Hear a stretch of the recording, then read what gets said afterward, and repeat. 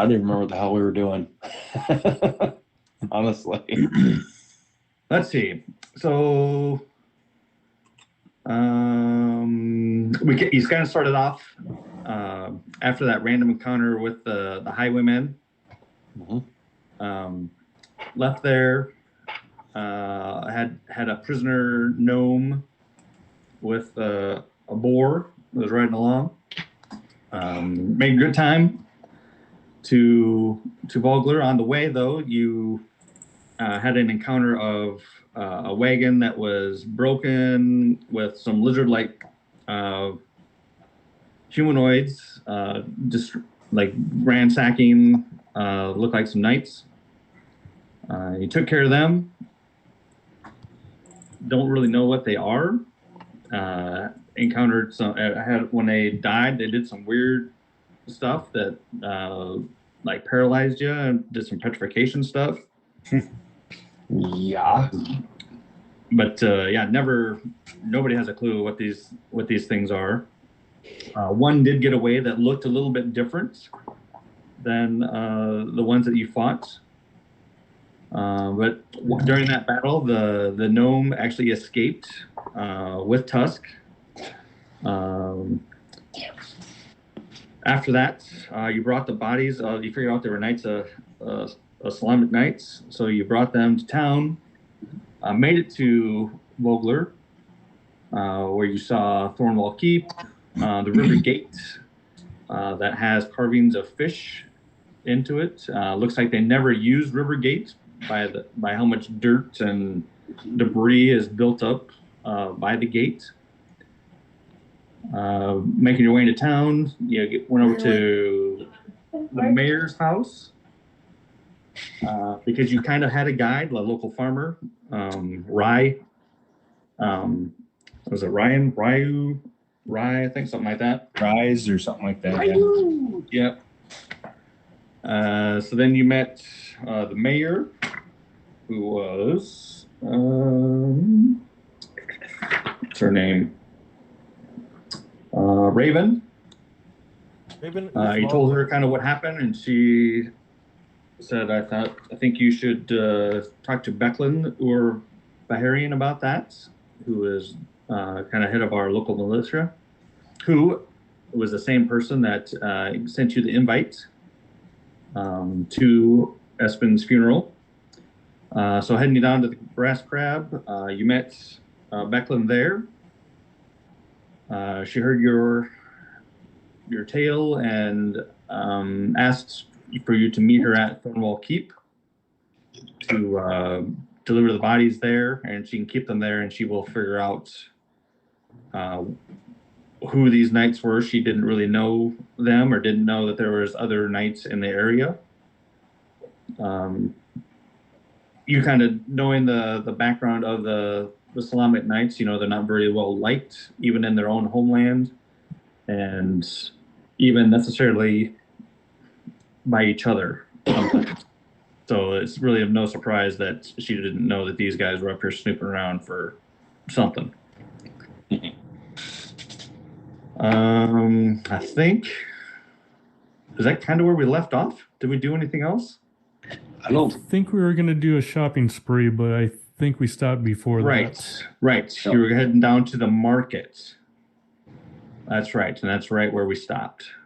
Because where are we on the party? The celebration or whatever? Would that be tomorrow, the following day? That is tonight. I think it's this evening. Or is this evening? Yep. Yeah. It's this evening, and then the King's Fisher Festival is tomorrow. Alrighty.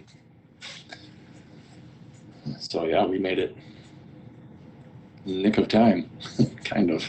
Yep. All right. All right. Well, So, what do you guys want to do? Head down to the market? Was that kind of what? I think that was kind of the last plan. Yeah, I think so. And then I know Cormac was going to go fishing, but Right. market first. Yep. Market first. Okay.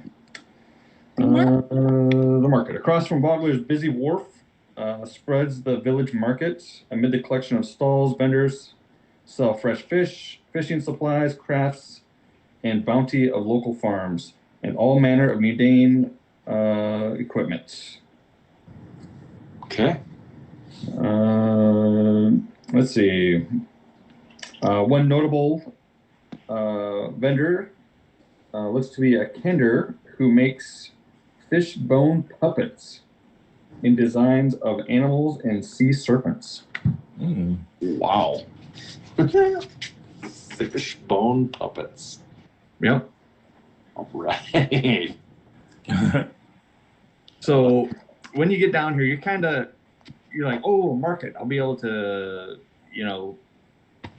sell some items, like some maybe possible magic items or something like that. You quickly assess the situation and do not think that this is the place for that. So you think you could get some, probably most stuff out of the player's handbook maybe here, but nothing beyond that. Okay. Along with like fish and, other local trade things. Fish bone puppet. Oh, all right then. Is that like right away when we come into this area? Right. Yeah. Because you can see it's probably there's probably four per little square there. Vendors. All right. All right. I'm gonna zoom in so I can see. Oh, yeah. Ben, how much money did you say each one of us got last time? 100. 100 even? 100? Yes. Andy. 100 steel. Oh, 100 steel. That's right. 100 steel, and then that leaves 53 steel in the party, 72 so yeah, 53 steel, 72 silver. There are still 3 gems, and then there's that jade unicorn that we could possibly try to sell to one of the vendors here. We had it valued at about 40 steel pieces. Okay. Does it look like trade goods we could off here somewhere at the market? Yeah, like the statue and that kind of stuff. Yeah. You can get rid of that stuff here. Okay. All right.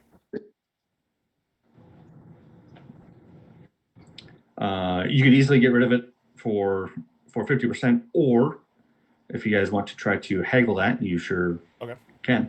Yeah. It's up to you. Yeah. Also, I guess if you want to just try to throw a random price together, like all of the camping supplies that we got, like the 4 tents from the cave, this massive tent that we took, like anything that we could, like if they're in need of repairs, any of that stuff, like what would we be looking at for a cost? Like fixing it? Yeah, like patching and random stuff like that. If any of it seems to be in need of it. I mean, a lot of that stuff is worn. Okay. It's not like it's brand new, but I don't think there's any like repair. Okay, no, like there weren't any holes or anything that like would. Nothing. Yeah, I don't know, but Okay.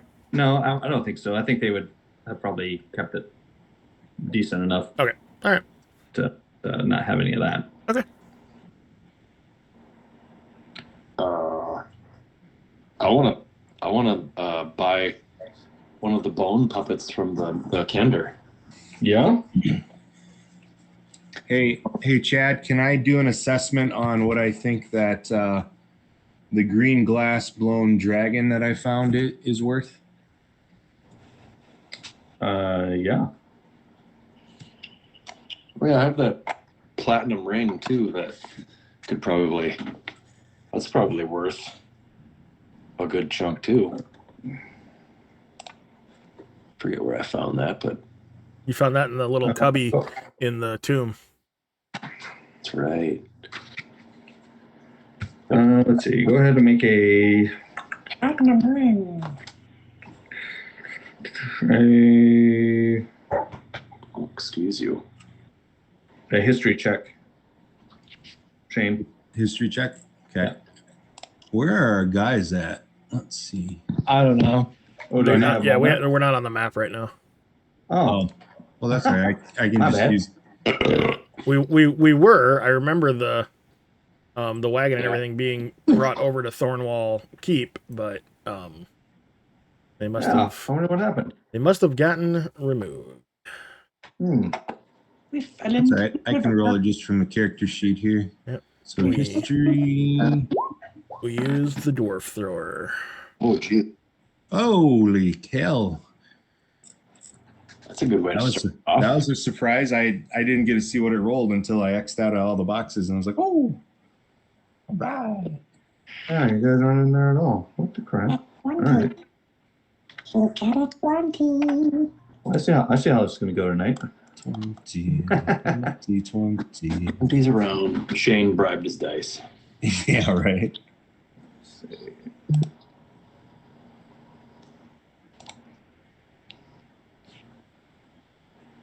What are you doing, buddy?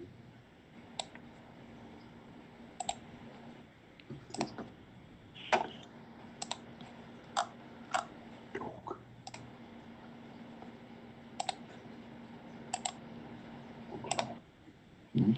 Girl. There. I'll just put you guys there so you can roll. Is that cool? Sure. That works. Oops, didn't mean to do that. Whoa. Wow. Hi, Rooster's the map now. Rooster's Hello, here. Rooster. Rooster is here. Damn. That screwed me. Yeah, letting you know.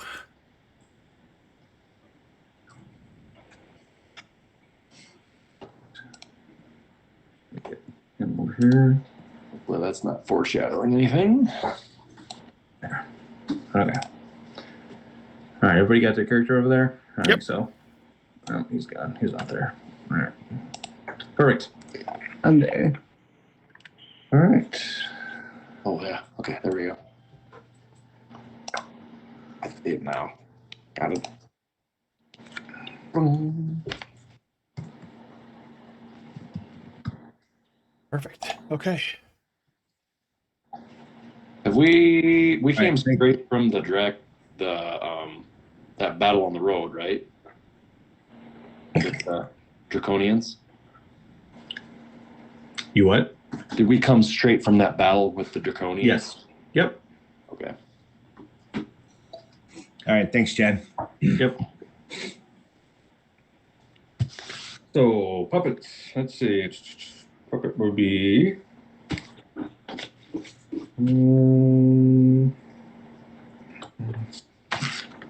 Of course, I switch pages.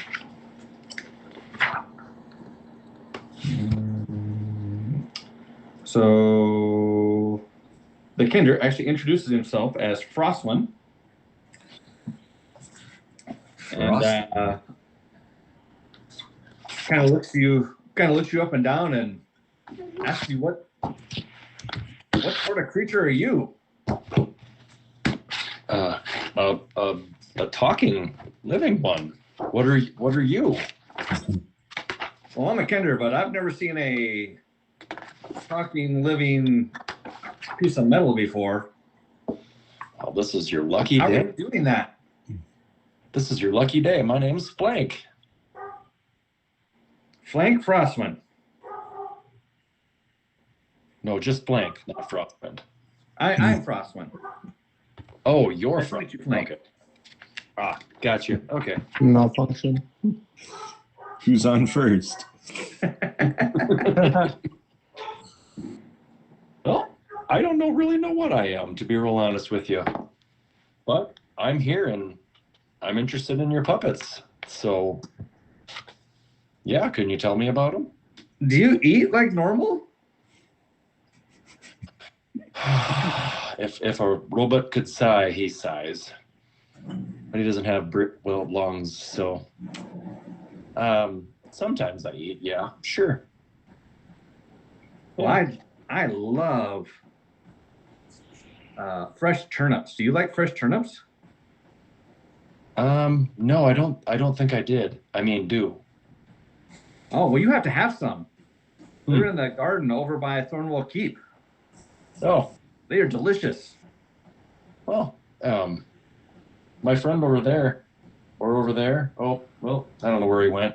He's a Kender. Maybe he'll like turnips. I can tell him. So, Another Kender? In Vogler? yeah. Wow, that is very rare. Oh, it's not. I am that's not only wrong? allowed in town because I sell these puppets that I make myself. What do you mean allowed in town? Well, some Kender seem to borrow things, but I'm not one of those. I don't. That's a terrible preconception of Kender. I don't ever borrow things either. They just end Yeah. up. Like I mean, I think Vogler at one time had a 2 Kender limit within the limits, in the city limits. oh, that's not good. I mean, yeah, But there's only 2 of us now, because as far as I know, I'm the only one that was here. So your friend should be okay. yeah, there's no other Kender here, so we're good. And he pulls his hood over his head a little more. Well, how much? I'm actually looking for. We walked by the brass crab, and it just got me thinking. And then when I saw your puppets, do you have a puppet that's shaped like a crab? Oh yes. And he pulls out like 3 or 4 of them. All right. I want the weirdest, ugliest looking one you got, but don't say that out loud. Just like a goofy looking one, because that's Kind of looks at you kind of strange, and well, I guess you could have this one. And he like puts down the 3 that he was showing you and goes and digs one out from the kind of the back that looks like it's misshapen, and the bones are broken funny, and the paint, he tried to paint it well, but it looked like maybe it was his first one that he tried to do. it's wonderful. And I'll just like eyeball it and go, how much do you want for it? You really like it? I do. It's amazing. How about 1 copper? All right. I'll give him a copper. That's great. And you can tell by the reaction that he feels like he's stealing from you. Like, here's All right. garbage. I will take a copper for it. Awesome. And it really isn't that great, but it has a resemblance to a crab. And Well, and Flank just, he likes it because he just, he likes things that are not terribly perfect. So just looking at him, you can tell that. So, and I was wondering, by any chance, I don't mean to take up too much of your time. Do you have one that looks like a boar by any chance? a boar. Pig?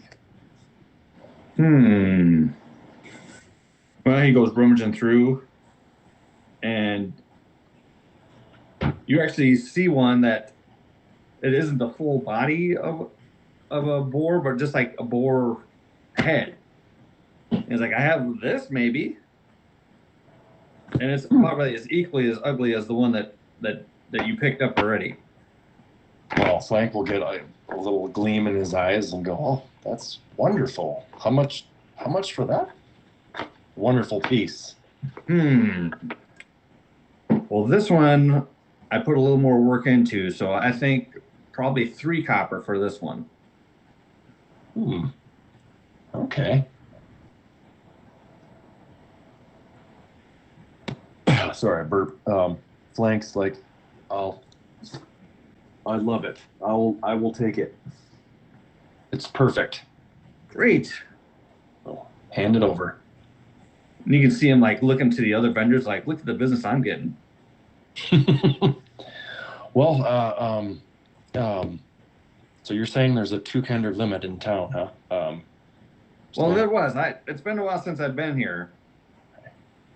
How by any chance, is there anything else weird and strange been going on that you've noticed just the time you've been here?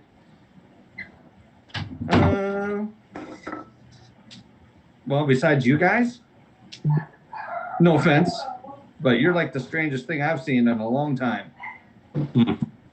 That's not very nice. Well, thank you for that. So, yeah, we're here on behalf of Ispen Greenshield. So I don't know if you ever heard of the names. Oh yeah, Ispen. He was a really nice guy. He was a nice guy. He was actually the one who convinced the village to allow Toucander to be here. Wow. He really has a far-reaching net. Oh yeah, he was well liked here in town.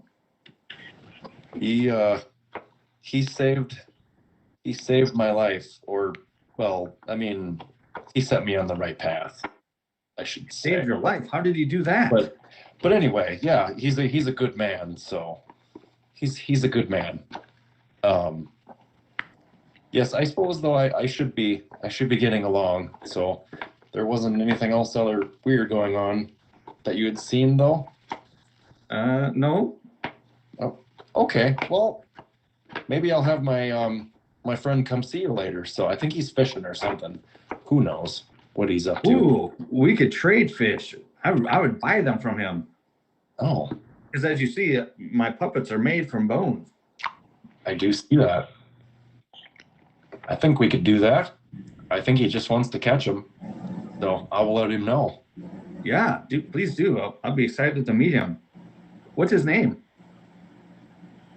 I don't know. Should I? His name's Cormac. Cormac. Cormac. Yep. That's an odd name. Awesome. I can't wait to meet him. You shouldn't miss him if you'd seen us coming through earlier. So, but I will let him know. Thank you for your wares. Well, you're very much welcome. It's nice to meet you, Flank. Nice to meet you, Frostwind. And you said you're down at the Brass Crab? We will head possibly, and then we're gonna find out where Ispen's service is. So tonight. Okay. Well, I think it's down here at the wharf. Well, then we will be here. Well, I will see you there.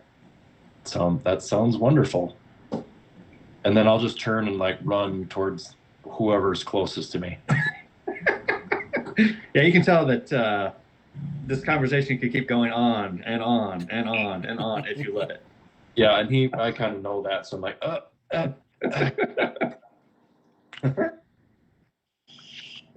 All right. And then I'll head towards wherever I think Cormac is. I don't know if I know where he is, but that's where I'll head. Sure. Probably down in the dock someplace. So actually, I was going to say, so Cormac is following Rooster because as they're walking, if Rooster is looking to be selling things, is that what you're doing, Ben? Yes, sir. Okay. So Cormac will pull out this small glass, basically green dragon, and say, I wonder if we should sell this too. Isn't it cool? Is it just made out of glass? Yeah. I Yeah. believe so. Like just from what I can like at a quick glance.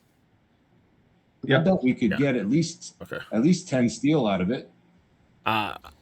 It look exquisitely crafted. Where did you come by such a piece? Is that Hey guys, I'll be right back in just 1 second. an heirloom of yours, or is it? I don't really remember. I found it somewhere. It was just sitting there, so Okay. I didn't want it to get broken, so I Is made this, sure to take care of it. Cormac, and I please do not take this in any harmful way. I mean no offense at all. I am just as curious as you are sometimes. Is forgetfulness something that you and Flank share that we should be worried about? What kind of forgetfulness? Well, like any type of forgetfulness, just forgetting things. Like I know it starts harmless with, oh, I don't know where this came from. It must have just been in my pack for a long time. To, I forgot to save your life.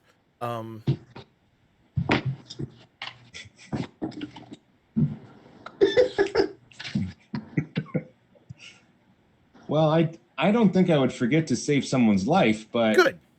Well, then I'm not worried.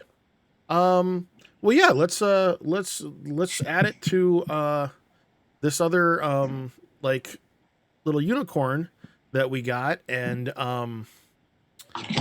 we can maybe I don't know if you've heard it's a very old tale that I heard in Nevermind about a unicorn who was hunted by a dragon because they were the last unicorn.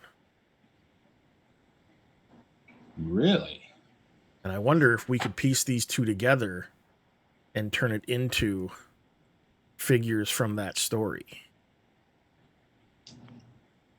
I bet that's what this figure is from.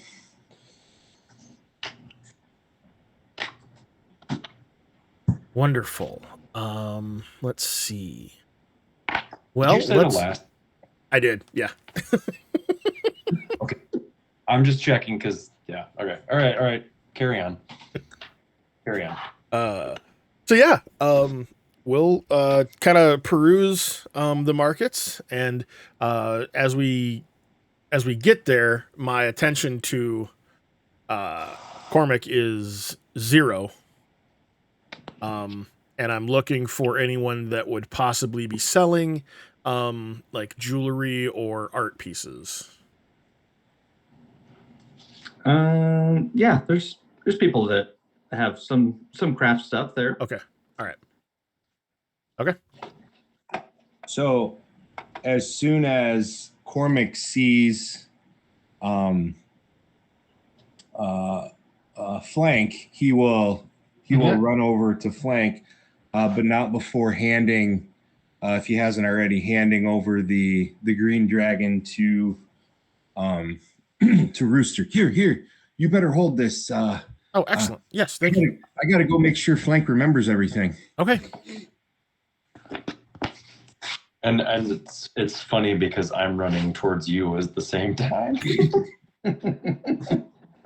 Let's do it in slow motion. We like see each other.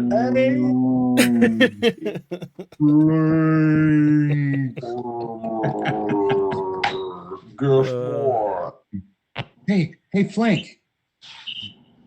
I'm gonna run up to you. I have two. Hey, do you forget things? What? And then he kind of trips and falls over as he's coming up to you, like, do forget what? What was I doing? What? I was looking for you. Okay. I found another Kender. What? He knows Ispin. What? He asked me lots of questions about what I like to eat. And by the way, if you like turnips, there's really good turnips up by the keep, because he said turnips are really good up there and you should eat some because Kendra like turnips, I think. I don't know. I forget now. But anyway, he was selling bone puppets, and which is kind of weird, but kind of neat at the same time. And I found this really neat crab one. But then as I was looking around, I know you've lost your boar, and I found this boar one, and then he hands you the boar puppet too. He's like, I thought you'd like it, so I just thought I'd come find you and tell you about it. So, but yeah, there's another Kender over there. You should go talk to him because he wants to buy some of your fish that you're fishing for. Oh, well, that was very nice. Yes, that boar. If you show it to him, he says it does kind of look like tusk, doesn't it? Yeah, I thought so. And if Flank have a really happy expression, he does. His eyes are glowing, glinting, and he seems excited. You need totally be out of breath if you could breathe. So you said I have to remember. What do I have to remember? What's wrong with my memory? I don't know. Rooster thinks that we have bad memories. I don't know. I didn't want to ask him, but if we had bad memories, we wouldn't remember it anyway, would we? I suppose not. I don't think I would. No. Well, Yeah. let's not worry about it unless we remember. Yeah, I don't think we need to worry about it now. Yeah. Where's this Kender? Yeah, I'll take you to him. Do you have any fish though? No, I haven't caught any yet. All right. Well, you can go meet him still. You should meet him though. But there's a 3 or no, wait, is it 3 or 2? Is it 2? It's 2. It's a 2 Kender limit in town. Shh. So don't tell anyone that I'm, just you're a Kender, okay? Anyway, let's go find him. Well, Okay. So you two head off that way. Rooster finds, I don't know if you saw my note. Yep. Just looking up to see what that is. So It's just like a Cool. kind of like a barbarianish type. oh, perfect. Okay, got it. Yeah. Okay. From Egroth. Yep. Just like a different race. Got it. How about you other ones? Steve, what's Barrick doing?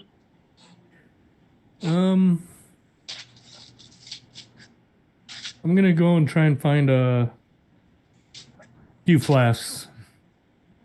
A flask? Yeah. Okay. A few of them. A few flasks? Okay. Yeah, Yep. you can find them. Let's looking for say anything about special, 5. or- Sure. What? Looking for anything special or just out of the... Just straight out of the book. Okay. You can find them for 120% of the price, so 20% more than what they are in the book. Unless you want to try to wheel and deal for them. Damn. I'll try and wheel and deal. Okay. I'm going to do an insight check to see what I can glean from this person. Sure. You are dealing with a half ogre female. Huh? Okay. Let's see. You got your insight check. Yeah, I'm rolling it now. Are you looking for a vial or a flask? Flask. Flask? Let's see. We can Boy, that's horrible. I think this town has a 2 half ogre limit, so Yeah. Flask? Yeah. Yeah. You I don't get really nothing know. from her. Yeah, you don't really get anything out of the insight. All right. So I gotta do what, a history check to see how much it would be worth, or would I kind of know? You kind of know. I mean, you can look them in the player's handbook. Or Okay. 2 cop. how much It's are 2 they? copper, yeah. 2 Yeah, copper. they're 2 copper, so it'd be 3 copper. I'd like 5 for silver, though. Okay. Go ahead and roll your persuasion.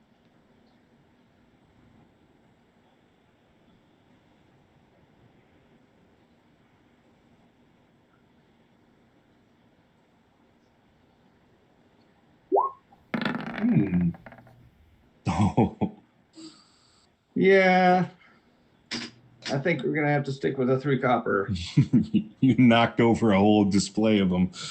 Damn it. I have to buy 4.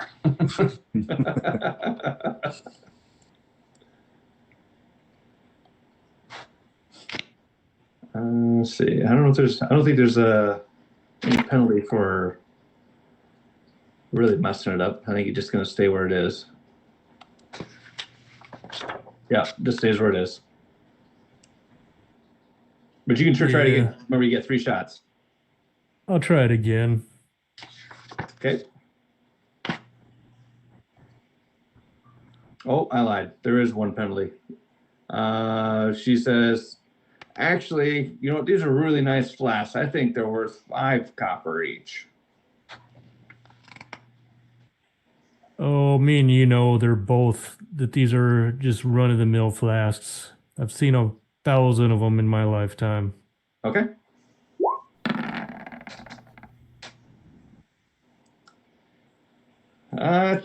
These are like from Calaman, and the craft is beautiful. Like you're not gonna find these anywhere in Vogler. These are the cat's meow. It's gonna have to be 5. I was initially thinking 3, but after looking at them, and you can clearly see 5 is definitely what they're worth.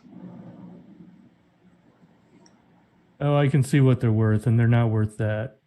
You have a Okay. good day, and I Well, walk you away. can try one more time if you want. Nah, I'll walk away. Okay. You're missing out. These are great flasks. Okay. What a flask goal.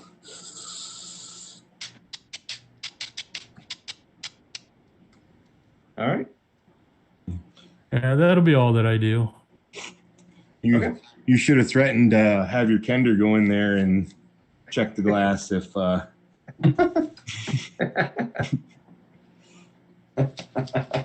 Yeah. or Cole, what were you wanting to do?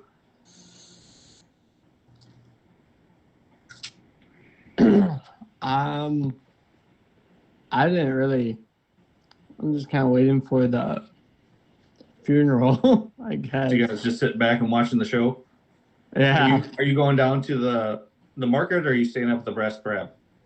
I'll go down to the market with them. Okay. You're just kind of hanging out? Yeah, just kind of hang out. Okay. Maybe poke fun at Barrick for trying to negotiate very smoothly. Okay. All right. Then let's do Rooster.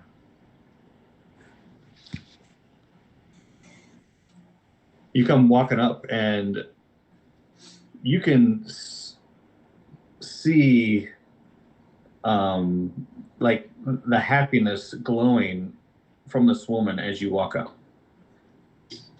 Mm. It is not often that I see gnomes. Oh, well. How Well, may I help you? good day and well met. It is not how you could help me, but how I could possibly help drive the business of your store with 2 wonderful pieces of art that you could possibly display as centerpieces. Ooh. Well, what do you have? And I will pull out the unicorn and the dragon. Okay.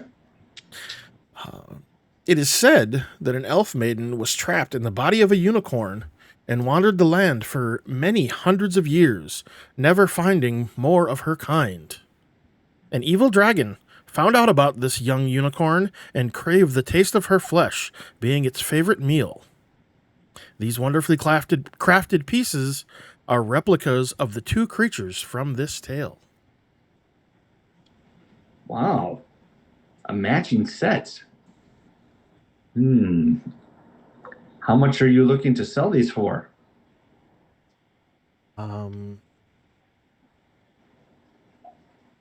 Normally, they would go for roughly 50 apiece. I was hoping 75 for the pair. 75 for the pair. All right. And out of the role play, how much did I say that the 50. 50? Okay. So, okay. 75 for the pair. I didn't take. Well- I have not appraised the dragon, and Cormac didn't tell me what he thinks it's worth. yeah, I did. Did you? Yeah, dude. Oh, you Yeah, said, I said. oh, you said be- 10. I said it should at least be 10. 10 Yeah. con. Yeah. Okay, perfect. Okay, yes. Okay, yeah. Yep. 10 steel. Yep. Okay, Yep. The other one's 40, right? 50. The other part, 50 and 10. That's not bad though. Let's see. Gotta make a little profit.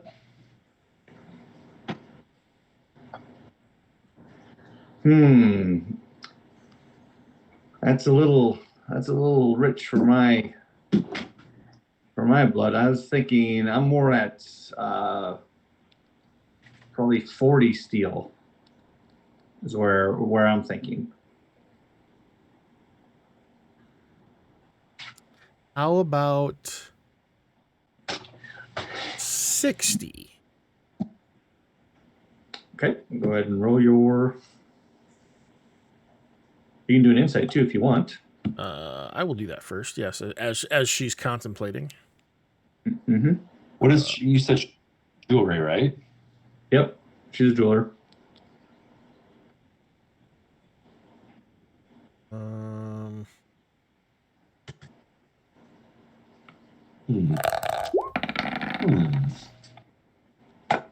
20. 20. So her biases, you can tell, like positive biases, are gnomes and tinkers. Oh, okay. So you feel like you have a pretty good shot Okay. at persuading her higher. Okay. God, do I have anything else that I don't want, but I could throw in? Remember, you get 3 attempts. I do have 3 attempts. Yep. Yeah. Yeah. Yep.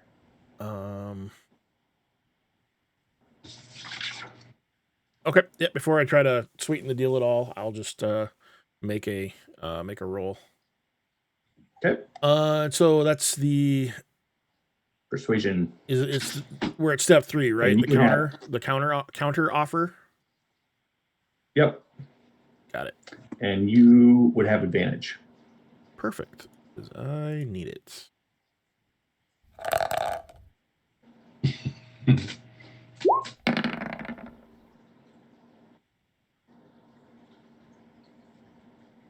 $12. I think 40 is probably where I'm going to have to be at.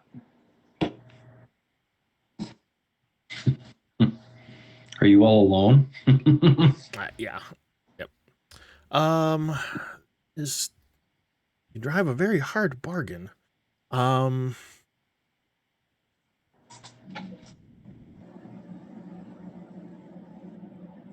tell me more about where did you find these? Maybe there's more lore that I'm missing here.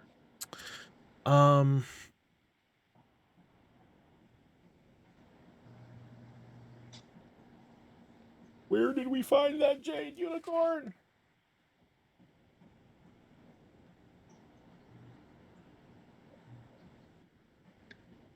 Shit, I have no idea. It was in what's his name's equipment. What's his name? The gnome that ran off. Oh, with the boar? Yeah. Right? Correct?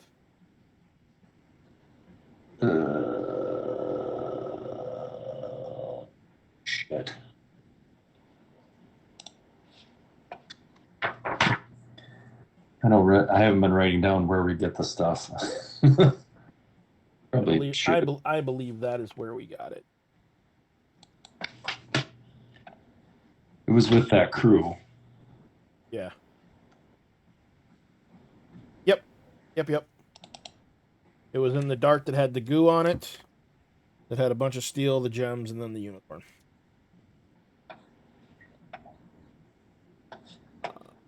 Well, I happened to come upon it rescuing a fellow tinkerer gnome from a roaming band of thieves and bandits. They had him subdued and held captive to make them devilish, gnomish inventions to use in their capers, and we brought justice to the band and freed him and sent him on his way. Oh, And as for a reward, another gnome? as for a reward, he gifted me the unicorn, which was the missing piece to the set. I had already had the dragon. Ah, well, that is an impressive tale. Go ahead and roll another Right. persuasion. Come on, +1 in charisma. Remember to put advantage. Yeah. There we go. 15. 15. You know, I think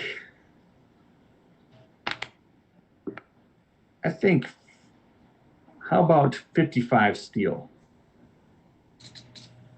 Sold. That is a wonderful deal. And I think that you will be very happy with these two. I think that they will Oh, yes. draw much attention and probably not be on your shelf for very long if you tend to sell them yourselves.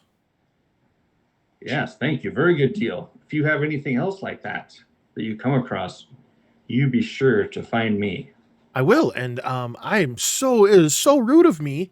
I was just so excited to share the tale of these figurines. Can I get your name? Yes, you can.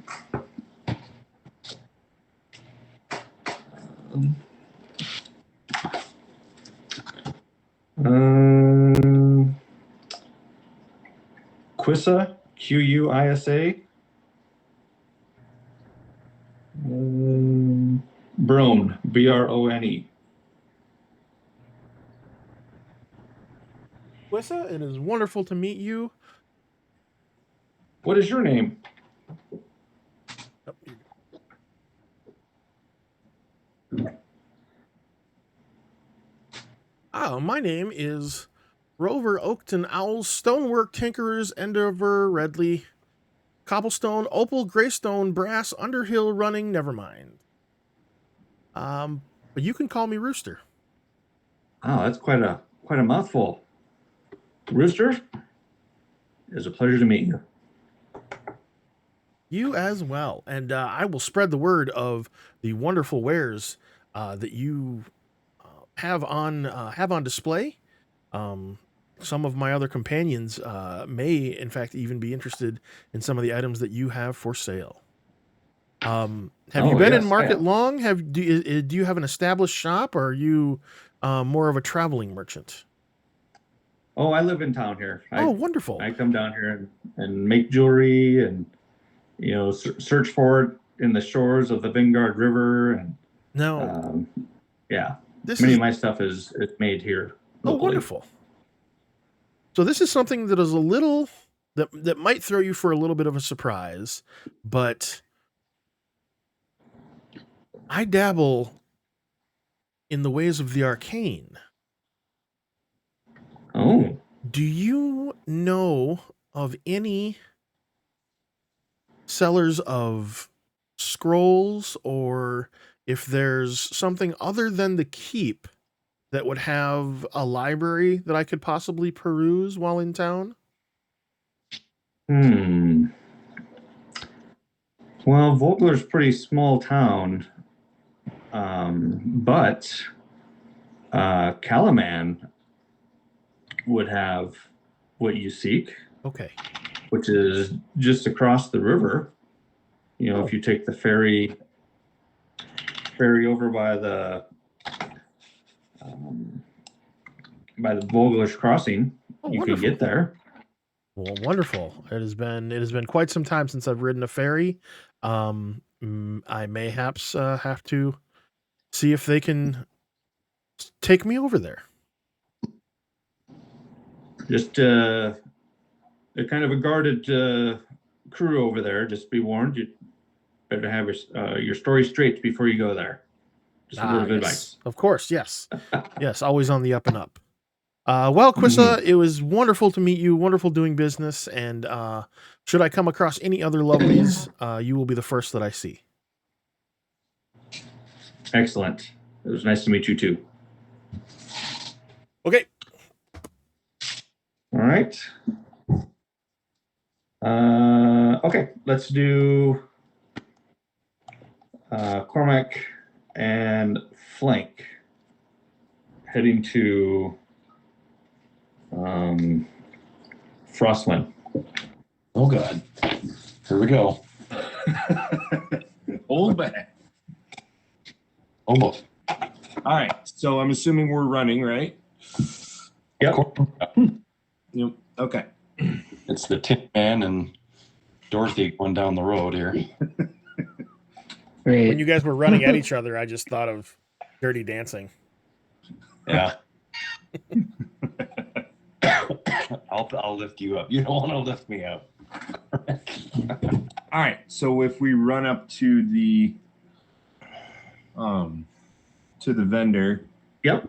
he has a full shop, or is it like a little just like a little up and move type shop? Yeah, like a cart. Like a cart? Okay. Yeah. Yeah. And that's what most of the shops are down here. Oh, okay. They're Most of them are movable. carts. When if we're running up, I'll run up and I'll be pointing at you while I'm running up, and then kind of waving at the guy and Frostwind, this is the guy. This is him. Frostwind, this is Cormac. Frostwind looks over and sees you and and he's frozen almost, you can't believe he's seen another Kender. Welcome to my shop. You must be Cormac. I am Frostwind. I am Cormac. How did you know my name? Your friend Flank here told me. Oh. I did? Ah, crap. Sorry. Yes, I'm Cormac. What are you making here? I make puppets out of fish bones. And he's, of course, looking with his hands at all of them. Oh, yes. What is this one? Oh, what is this one? This, and this is this. And Oh, what is this one? you also notice a couple of your items he's holding. It's oh, what is this? What is this? Equally. And pretty soon you guys you have a blend of items going that Flank is trying to straighten out to get everything back to where it should be. Oh, hey, yep. Oh, yep. There we go. Okay, that Cormac's. Nope, that's mine. Oh, Yep. yep. The up and up. Always the up and up. So And as this is going on, suddenly you hear, "Oh, for goodness sakes! What is this? There are 3 Kender in town? Call the authorities. The plague is here. I cannot believe they allowed this to happen. Kender are such disgusting creatures. Thieves, all of them. Be gone out of this market. I cannot believe you're here." And you see kind of a young punk kid saying this. I'll show him to you.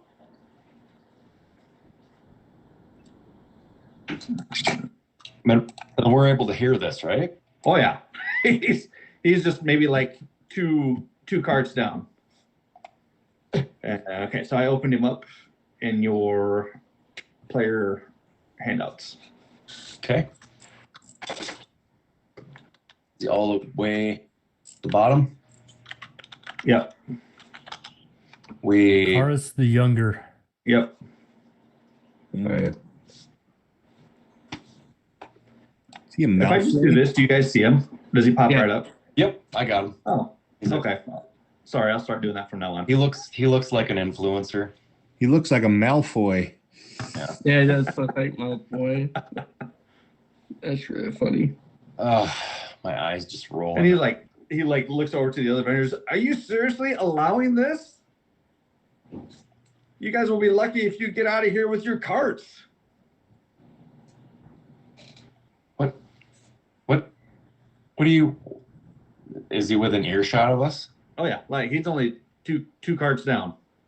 3. Like he come around the corner and saw you and is like, can't believe what he's seen. What's wrong with 3 Kenders? Nobody will be walking out of here with anything of value. That's what's wrong. And like, you know how the picture of him, how he's like, got his hand on his hilt. You know how he's standing like that. Yep. Flank's gonna just inadvertently start doing that and like kind of copying what he's doing. How this guy's standing. What is he selling? Him? He's not selling anything. Oh, he's not selling anything. Okay. No. He was just down here. He was gonna buy something, but obviously not with you guys down here. So Cormac will look back at him and say, well, it doesn't look like you have to worry about it. I don't see anything of value on you.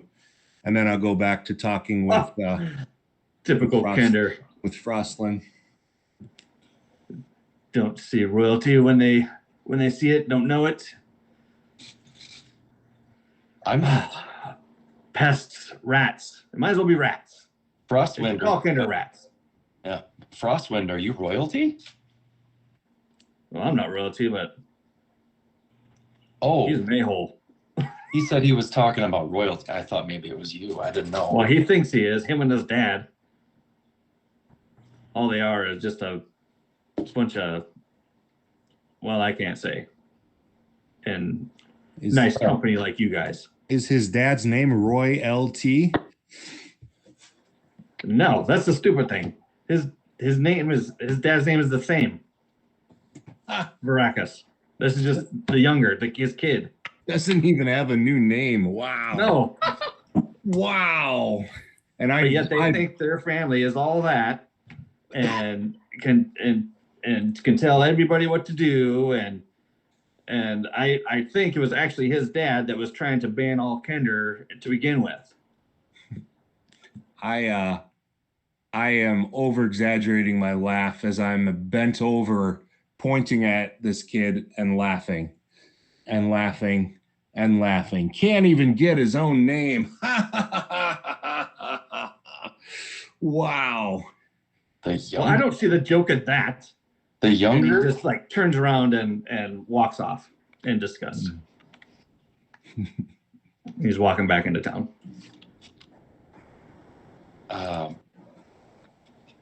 Well, that guy's annoying. Are we? Yeah, he is. I don't like him. So I don't think Anyway- anybody does. anyway, what's this one? And I go right back to looking at different ones and Yep, as soon as you do that, then it's back to the chaos of shared equipment and Flank trying to sort it all out, and Yeah. there's all manner of different. He's got all kinds of different designs here. so I'm assuming, just to fast forward a little bit then, so I'm assuming eventually we get around to talking about I could catch some fish and he would buy the bones from me. And Oh yeah, yep, and oh all yeah. that. That's all. You're having that conversation while you're going through all the stuff. Okay. Are we going to get you into trouble, Frostwind? I didn't mean to get you into trouble. Trouble? No, there's no trouble. Hey, are you guys going to the festival tomorrow? Cormac, you're a fisherman. You should participate. There's actually a fishing contest. It's tradition. What? How do I sign up? At the village circle where the festival begins. Wow. Well, I got better go- 2. I could try. I know the mayor. She's like one of the best fishermen around. She's signed up. Raven. Oh yeah, we know her. She's really let's- nice. Hmm. Well, we better go get signed up. I don't think they have the sign up till tomorrow Oh, when the festival actually starts. Well, Then are you guys going to go out to the battle reenactment? The battle reenactment. battle Oh ring. yes. Every year that we have this festival. That's the reason we even have this festival, is because it's the year that the Knights of Solamnia totally kicked the crap out of the Istarian army back before the Cataclysm. And we do a battle reenactment every year. Wow. That sounds amazing. I will have to see this. Yes, it is great. It is lots of fun. Are we allowed to participate in that, you said? Oh yes, the whole town of Vogler will be out there witnessing what's happening. This year we get a special treat. There's a regiment here in town. I think the person that's in charge of it was friends of Espen's, but they've agreed to play the Historian Fighters. I think they're called Ironclad something. Iron Shield something. They're Iron something is what they call themselves.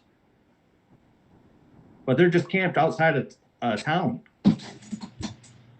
Okay. That sounds great. The battle actually takes place on High Hill. Is that someplace we're looking at here? Is that on the map? Well, Okay, it gotcha. is now. I see it. I see it. That sounds amazing. When is it crack of dawn or? Oh no, they do it midday. They have the fishing contest first. Okay, Wow. we may have to do this. I think after what we've seen, we could use some relaxation, some fishing. Yeah, it's great fun. We'll have to tell the others.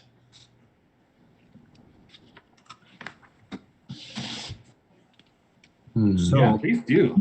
The more people that go out there, the funner it is. Well, you've given Hey, us if a it's lot of Red Bob, You let information. me know. I will pay top dollar for him. What did he say? What did he say? Venabog the line breaker.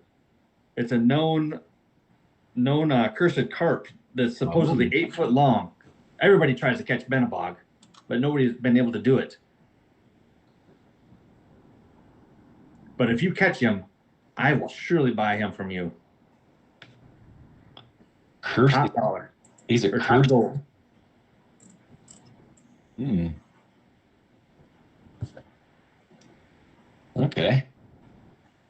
Then All right. Well, Right. we better find our friends, but you'll have to see the really cool wagon we have. It's one of a kind. You won't miss it. You won't miss it. Oh. Will you have it tomorrow? We have it today. Well, I can't really leave my shop today, but if you'll have it tomorrow, Oh, I will see it because I will be at the festival. oh, Well, I think we'll probably, Yeah. if we go to High Hill, sure, we might take it there. is there a Well, parade? remember, Village Circle is where the festival starts. Okay. So if I see you over there, I'll be looking for your wagon. Okay. Oh, So I'll double check, make sure I have everything important still on me. Yeah, I'd I'd say probably like 95% sorted out. And the other 5% you probably won't miss. Right. The big things, if flank the big things you'll notice Cormac double checks for are his sword, Yeah. and his rag and his helmet. Those are really the things that he's most. Oh, as you're checking for your rag, you do see Frostwind like shining up some of his puppets with that. Oh boy. And as soon as you just like, oh, there's my. Is that? I think that's mine. Oh yeah. Here, I found it on the ground. It works really good for cleaning stuff. Yeah. And he hands it back to you. Okay. Luckily, he doesn't know the magic words. So, Hopefully. Yeah, it didn't clean as well for Yeah, it him didn't, as didn't clean as well as it did for mosaics and all Right, sorts of right. things. Yeah. Right. All right. So I will we'll take all that and we got a lot to tell the others. And I bet Rooster will be impressed if we don't forget any of it. Let's go.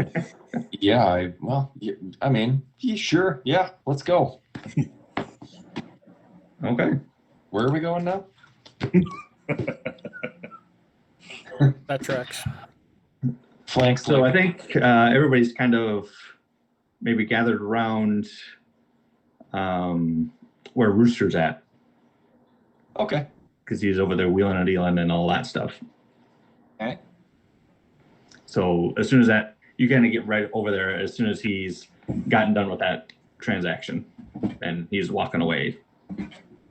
So you see Velvin and Beric there as well.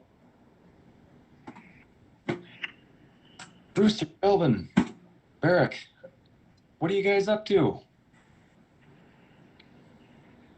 Hey, we're over here. Make it all awkward in front of people. Yeah.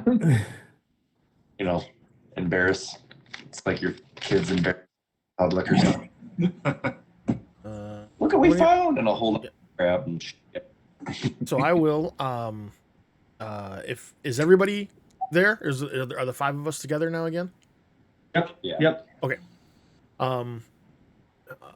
Well, it was. I would have to say it was probably all on the craftsmanship of the dragon piece that Cormac here provided me, that allowed me to come away with a really good price.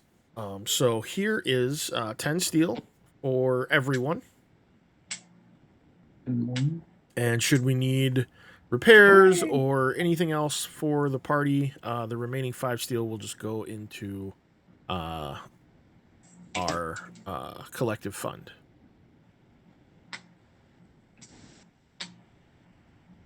All right. 10 extra steel for everybody.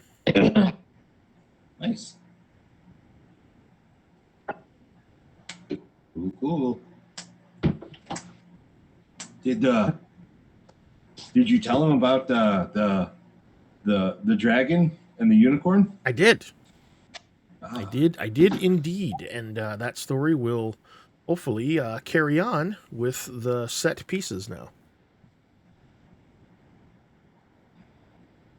Well, tomorrow I'm going to go fishing, and tomorrow I want to see a reenactment, and tomorrow I hope I don't see that annoying kid again.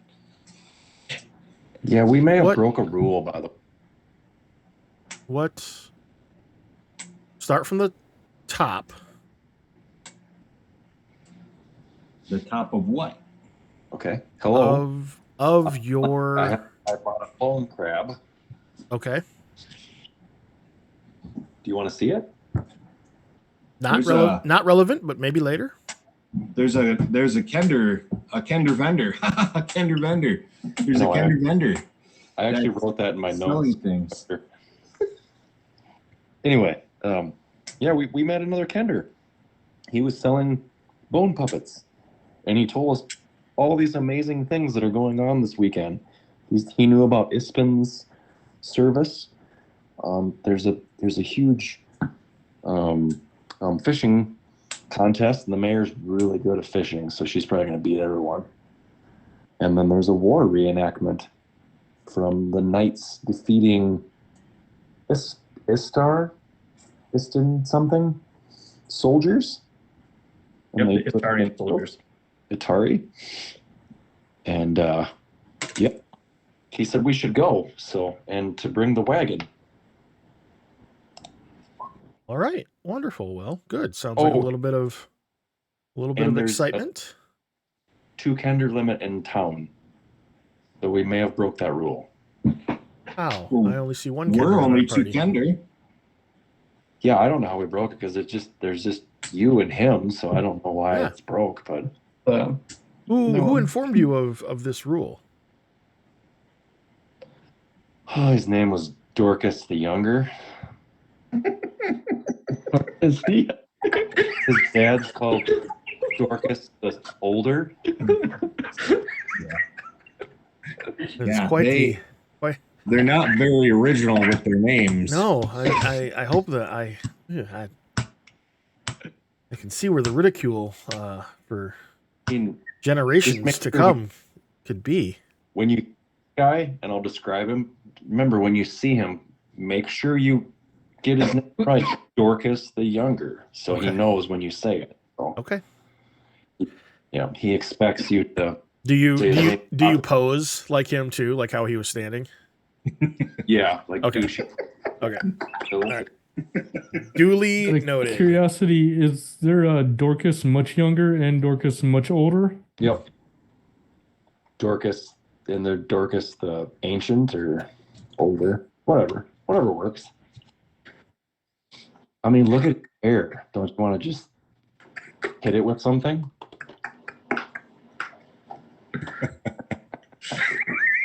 Oh, Anyway, Do I see anyone in the Uh, general vicinity matching this description?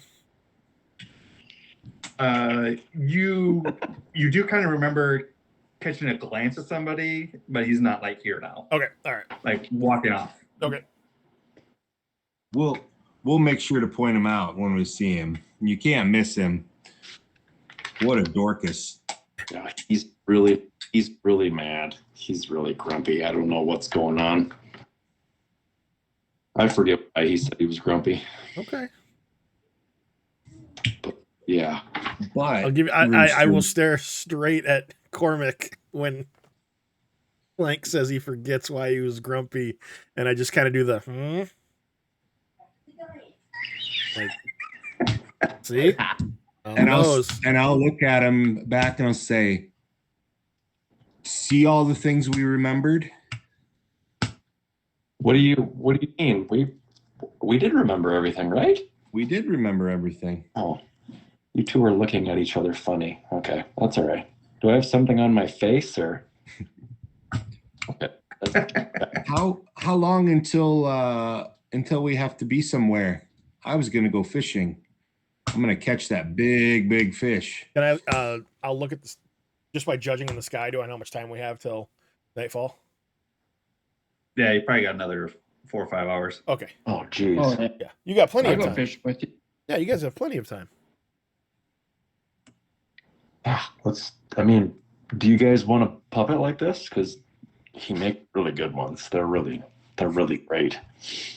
I think I would. I think I could do something with that. And Does that mean have bones? I named this one Tusk. Just like well, you guys remember. Yeah, I felt bad. Tusks was he was a good guy. We'll Well, find him again someday, though. yep. So I will, if they point out to where Frostwind is, I will go and purchase a bone puppet. Oh, okay. Well, what would you Where, like? I'm gonna look over at Flank and just ask, are just puppets made out of bones just like common occurrence up here? Well, they're fish bones. They're fish bones. But there's still bones. You don't dispose of the bones and bury them? Like, I don't know. I mean, he told me they were fish bones. They could be rabbit bones for all I know. I don't know. Who wants to go fishing? I'll go fishing. Okay. And I forget, how many fishing rods did we find in I have one. You have one. We found 3. We gave one back because Steve and I kept one. Yeah. Yep. Yeah, I think you got 3. Yeah, I have one too. Oh, I mean, Thelman, if you want to fish, you can use my rod, and then I'll hand it to you if you want to. Yeah. I have fishing and tackle, so I I can't. would love to try it out since I never really tried. I've heard about it in stories, but I've never actually gone and done it. So I would love to do it. Yeah. Talking with Frostwind, what if you had to guess, what do you think the fish around Vogler would eat the most? Like, what do you think their diet consists of? Like what the fish eat? Yeah, Smaller fish. smaller fish. Well, can I get a puppet of a fish? And if you have it, a puppet of an owl. Yeah. And he like shows them to you, and your eyes almost widen as you see the one of the owl, because it's like painted like almost the exact same way as your owl is painted. This is amazing work, Frostwind. I'm so pleased that my companions told me of your shop. Yeah, this one I had a dream one night and of this crazy bluish owl and like flying around. So I was like, well, I'll just paint him like this. Wonderful, wonderful. This would be 5 copper. Am I familiar with the Kender's somewhat idea of property? Yeah. Okay. So I don't want to insult him by paying him a ton of coin, but I want to I will give him what do you say? 5 copper? Yep. I'll give him 7 copper. Well, thank you. You are welcome. Keep up the wonderful, wonderful work. And should my companions come across any other type of creatures that you could use the bones for, we will deliver them post haste to you. Thank you. Did you want to buy the other one too that you're holding? The fish? Yes, I would like both of them, please. Because that one is. You know what? You give me 7. That'll be good enough for both. You sure? That's fine. Yeah. Okay. Well, I'm a stickler for odds and evens, and it's unlucky to have odds, and I have 1 copper left on me, so why don't you take it? I have heard of that superstition. I will help you out with that. So I'll give him Thank 8. you. I'll give him 8 copper. Okay.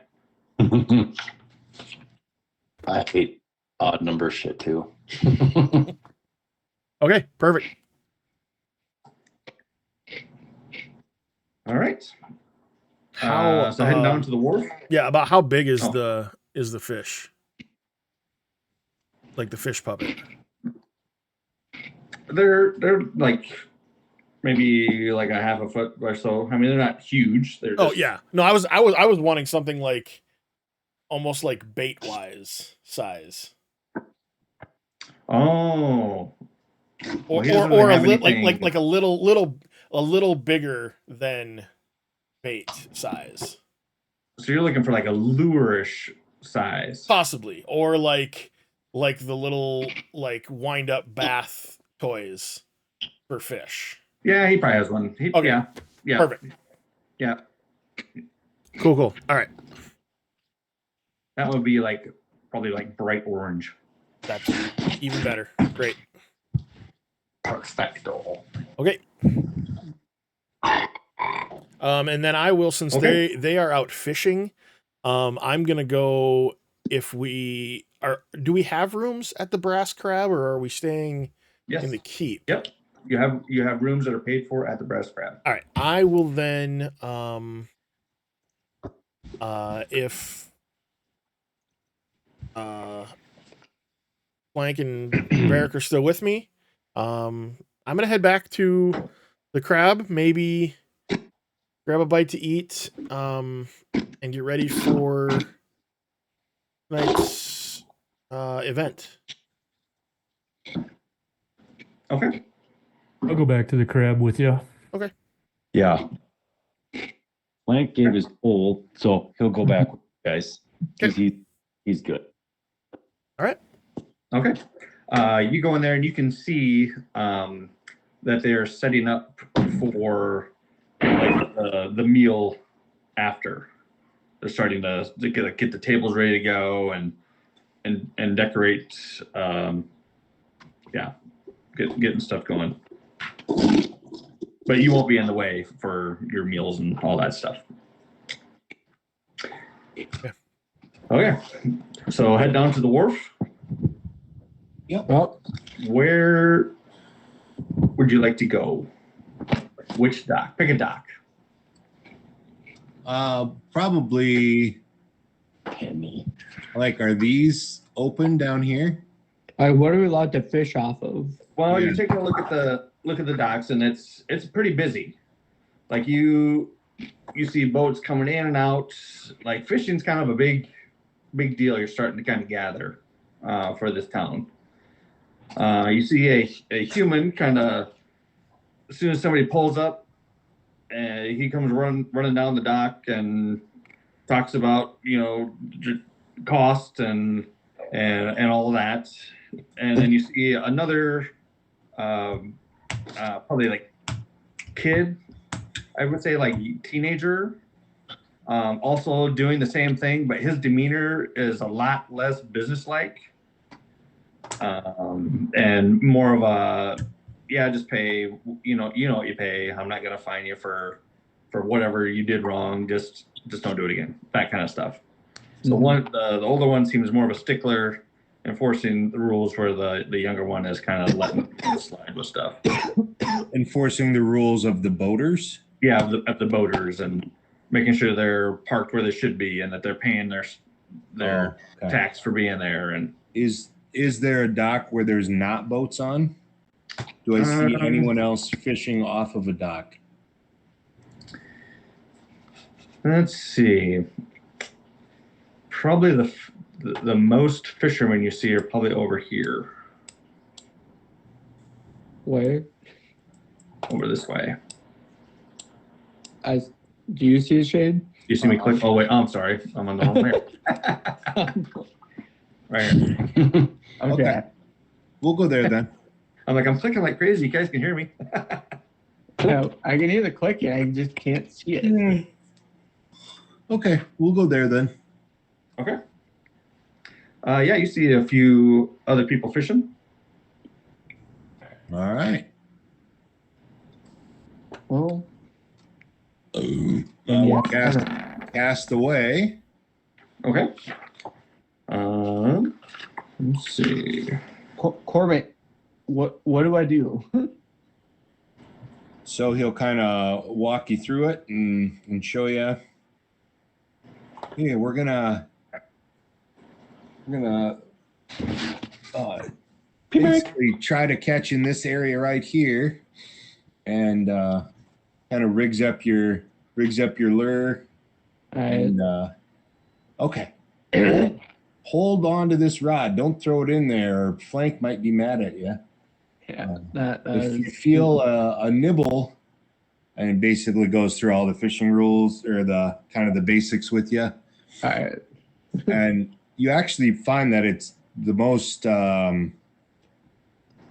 focused for train of thought that he's been since you've noticed him, as far as for like actually completing the sentences he starts and staying focused and all of that. So. All right. Wow. I guess I'll do the survival 23 as well. So, Did there's you no do rules against using magic for fishing, right? After I cast guidance on myself. Yeah. Is your survival the same as nature? But oh yeah, Oh, okay. it should be. I mean, like, I didn't know survival. Oh, that's all right. Yep. Oh, never mind. I'm.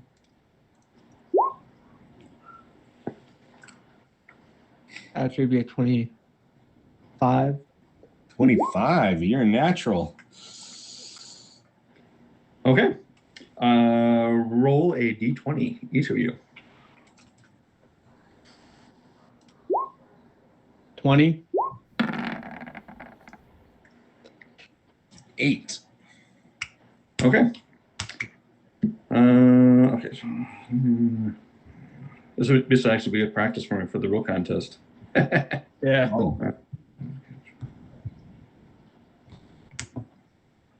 I just caught the fish that they want. Yeah, you might have. The 25 and a 20. You might have just wrecked the contest for. Okay. So you successfully hooked, both of you have successfully hooked. Now you need to roll one more survival to see if you pull it in. Ooh. Right. Go ahead, Cormac, first. Okay. Can I use guidance on my I like one? having this little thing I'm attuned to. It's kind of nice. I wish I had one in real life. 22. All right. You easily pull in what's considered a tiny cursed carp, 1 foot long. My turn? Yep, go ahead. Survive. And your line is like bending over, like you're not even sure how you're. Did I catch a log? Well, it feels like it. 23. But next thing you know, you got a 5-footer, Jesus. greater cursed Oh. carp. It's as tall as you are. Actually taller. This thing could eat you. Hey, it's my new mount. And as you're like fighting this fish, you notice there's some like young kids that are also fishing, and they like look at you, and at first you think they're looking at you because you're fighting this fish and all that stuff, but after a while it kind of gets uncomfortable. Like they're like staring at you, like, what are you? And they're so entranced that it's obvious that they're trying to process what they're seeing. This short, completely almost black gnome with a fishing pole that's double its height, and the fishing pole is bent over almost in half as he's trying to fight this fish awkwardly, because you can tell that you probably have really no idea really what you're doing. You're getting as much information from Cormac as you are trying to fight it yourself, and they're just sitting there staring at you like they could have bites on their poles and they're not even noticing that. What the hell is this? So then after you pull the fish in, again, they don't really grasp what you're pulling in. They're still entranced, and all of a sudden they're like, that is one of the biggest fish I have ever seen. How did you catch that? Damn. And another one's like, what is he? What are you? God damn. What is your name? Where you come from? Do you live here? I've never seen him.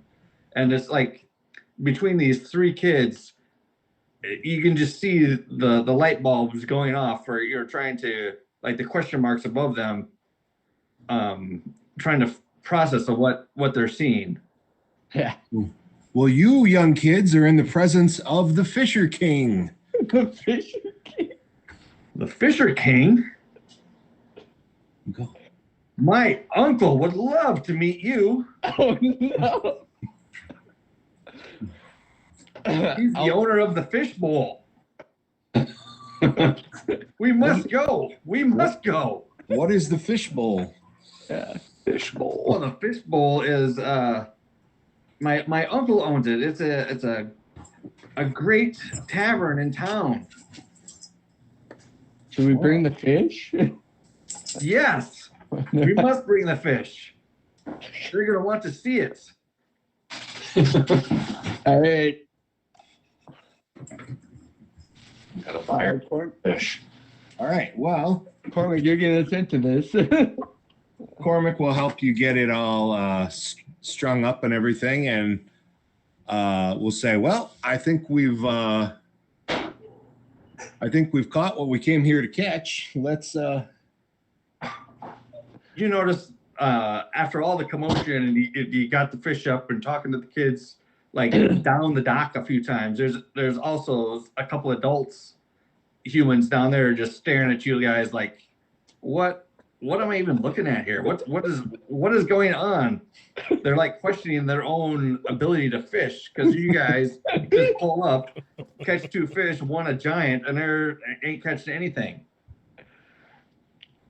Oops. I mean, you can just read it on their face. What are these ringers doing here for tomorrow's contest? You know. Who the half of the contest this year? Jeez. Does Cormac know like this is like? Are the kids just like inexperienced, or is this really a trophy fish? From the fish that you've caught, you've never caught anything this big. Right. Okay. Even when you were fishing before, I think the biggest one you caught was a 3-footer. Right. But actually, you know what? Make an insight. Is this bigger than the ones that tried to attack me? When I fell in the river? Different type of fish. Different type of fish. An insight? Okay. Yeah, make an insight.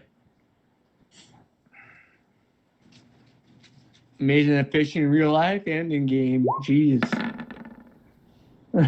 Yeah, I don't know. Well, I mean, you feel like, yeah, that they're really saying that this is pretty rare. No. Like, nobody catches a fish like this around town. All right.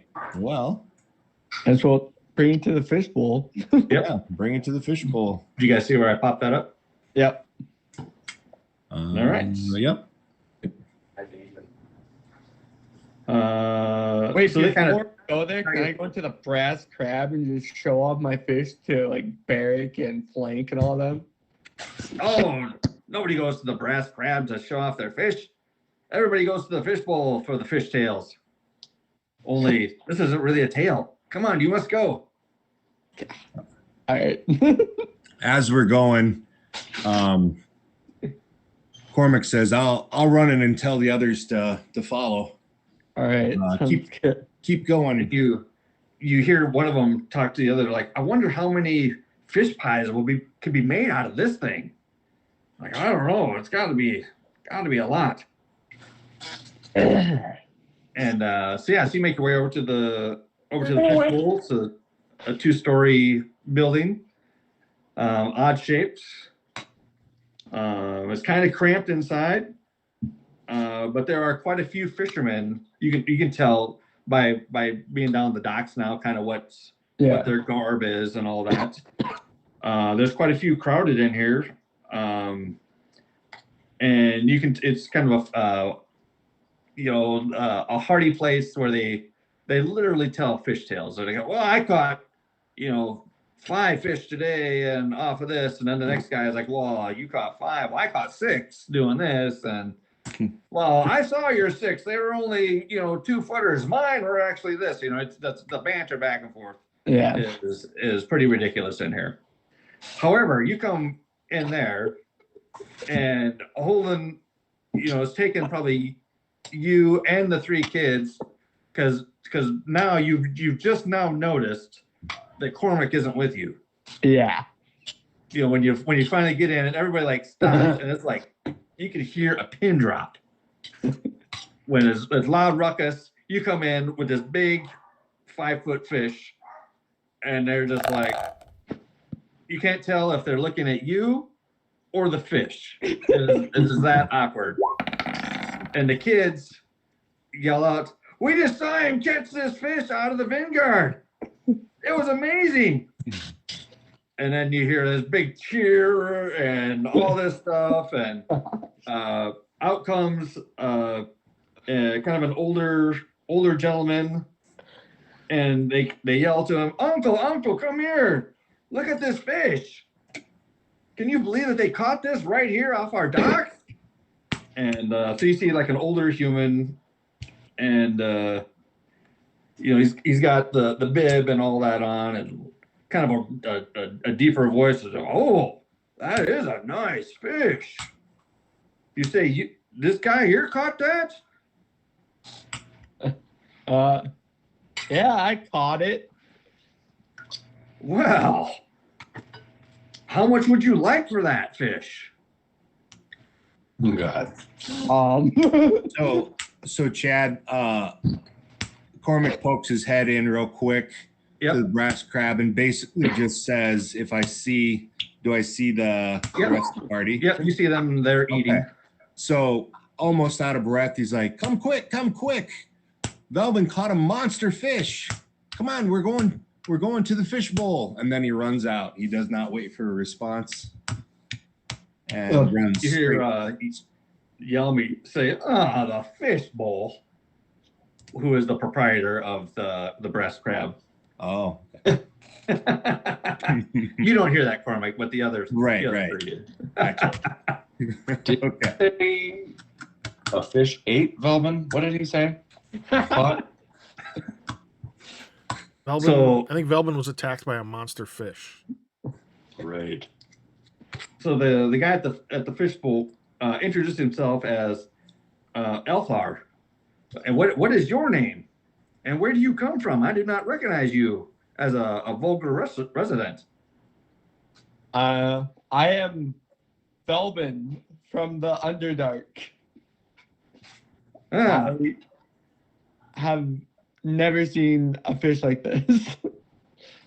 Well, I bet half the people in here have never seen a fish like that. This is truly an impressive catch. Are you sure? I've never fished before. This is literally my first fish I've ever caught. Never fished before, you say? Way No. to piss him off. Yeah. Well, if that's the case, I think 5 steel would be more than fair for this fish. All right. Am I in there yet? Not quite. Almost there. I will tell him I have to wait for my associate Cormac. He is the one who taught me how to fish, to catch something this magnificent. As I'm like trying to put it up, like hold it, even though it's bigger than me. Elthar says, "Do you mind if I hold it up so everybody else can see it?" Go ahead. Because you're like trying to lift it up, and your arms outstretched, and it's still like laying on the ground. So he like picks this thing up and puts it up over his head. Is Elthar a human? Yeah, he's a human. Okay. And he just like shows everybody, like, look at this fish out of our waters. This is truly an omen of how plentiful our festival is going to be tomorrow. And Velvin, you must be my honored guest. I will sponsor you. I will give you the proper fishing equipment. If you would, tell everybody that you are fishing for the fish bowl tomorrow. And about that time, that's when Cormac gets there, when he hears that proposition. You hear that right when you're walking in. All right. And so the same thing, like there's quite a few, you can tell, seasoned fishermen in here. Some of them, half of them seem very excited, half of them seem really pissed off. Right. I was gonna say, especially with the comment of, I've never been fishing before. Right. Yeah, you hear beginner's luck and all this stuff. Because any of us that have ever gone fishing with somebody who's never fished before and they outfish you, pisses you off.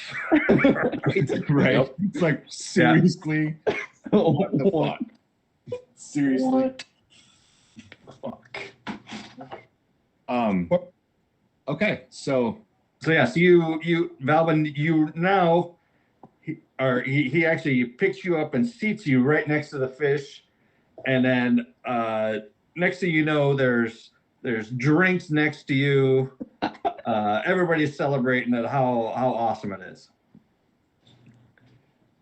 So is Cormac in here now with Yep, me? Cormac's in there. He's trying to make his way up. You catch a glimpse of his top knot here and there. I'll scream out. I'll say, "You guys need to let my friend in to come celebrate with me." Cormac, can you hear me? Come here. Okay. And people look back and they're like looking around. Cormac, I don't see anybody in here. Who are you talking about? And then all of a sudden they see the top knot and they're like, "Are you talking about a kender? What's a kender doing in here?" He's an expert fisherman. He's the one who taught me. What do you? And I am carrying my fish as well, which really isn't a bad fish, a foot long. No. Decent. Oh. Compared to the monster. It's things of dwarf. But yeah. So I'll they give you, they're like almost like part, like the parting sea, and let you up to Velvin. But you can tell they are a bit guarded as you pass by. I just take it as a compliment. Oh, thank you. Thank you for moving. Oh, thank you. Thank you. It's the Fisher King. The Fisher King. 3 cheers for the Fisher King. Fisher King? He told us he just started fishing today. But I got the magic to back it up. Look at what he caught. Oh yes, it is impressive. It is very impressive. That fish, just as a trophy alone, could fetch a very big price. Oh yes, I have just offered him 5 steel. Do you think that's a fair price, Cormac, or? Cormac, you've never heard anybody offer that much for a fish before. Okay. Like you're thinking probably a fair price would be maybe like 2 silver. Okay. And he's saying what? 5 steel? 5 steel. Okay. Are you gonna mount this up on the wall? No, we're going to harvest this and make pies. I make the best fish pies in town.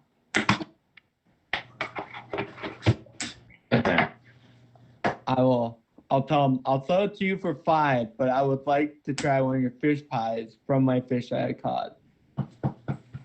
You have a deal. I'll have that ready for you tomorrow as you swing by and pick up the fishing equipment to go fishing with tomorrow. I'll pat him on the back, pat Velvin on the back as well, and I'll say Ispin would be so proud of you.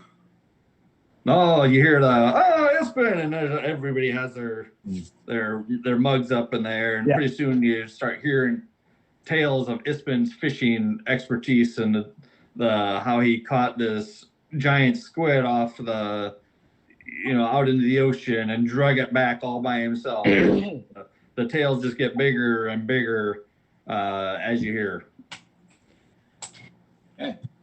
I'll raise mug in the air. I will say to the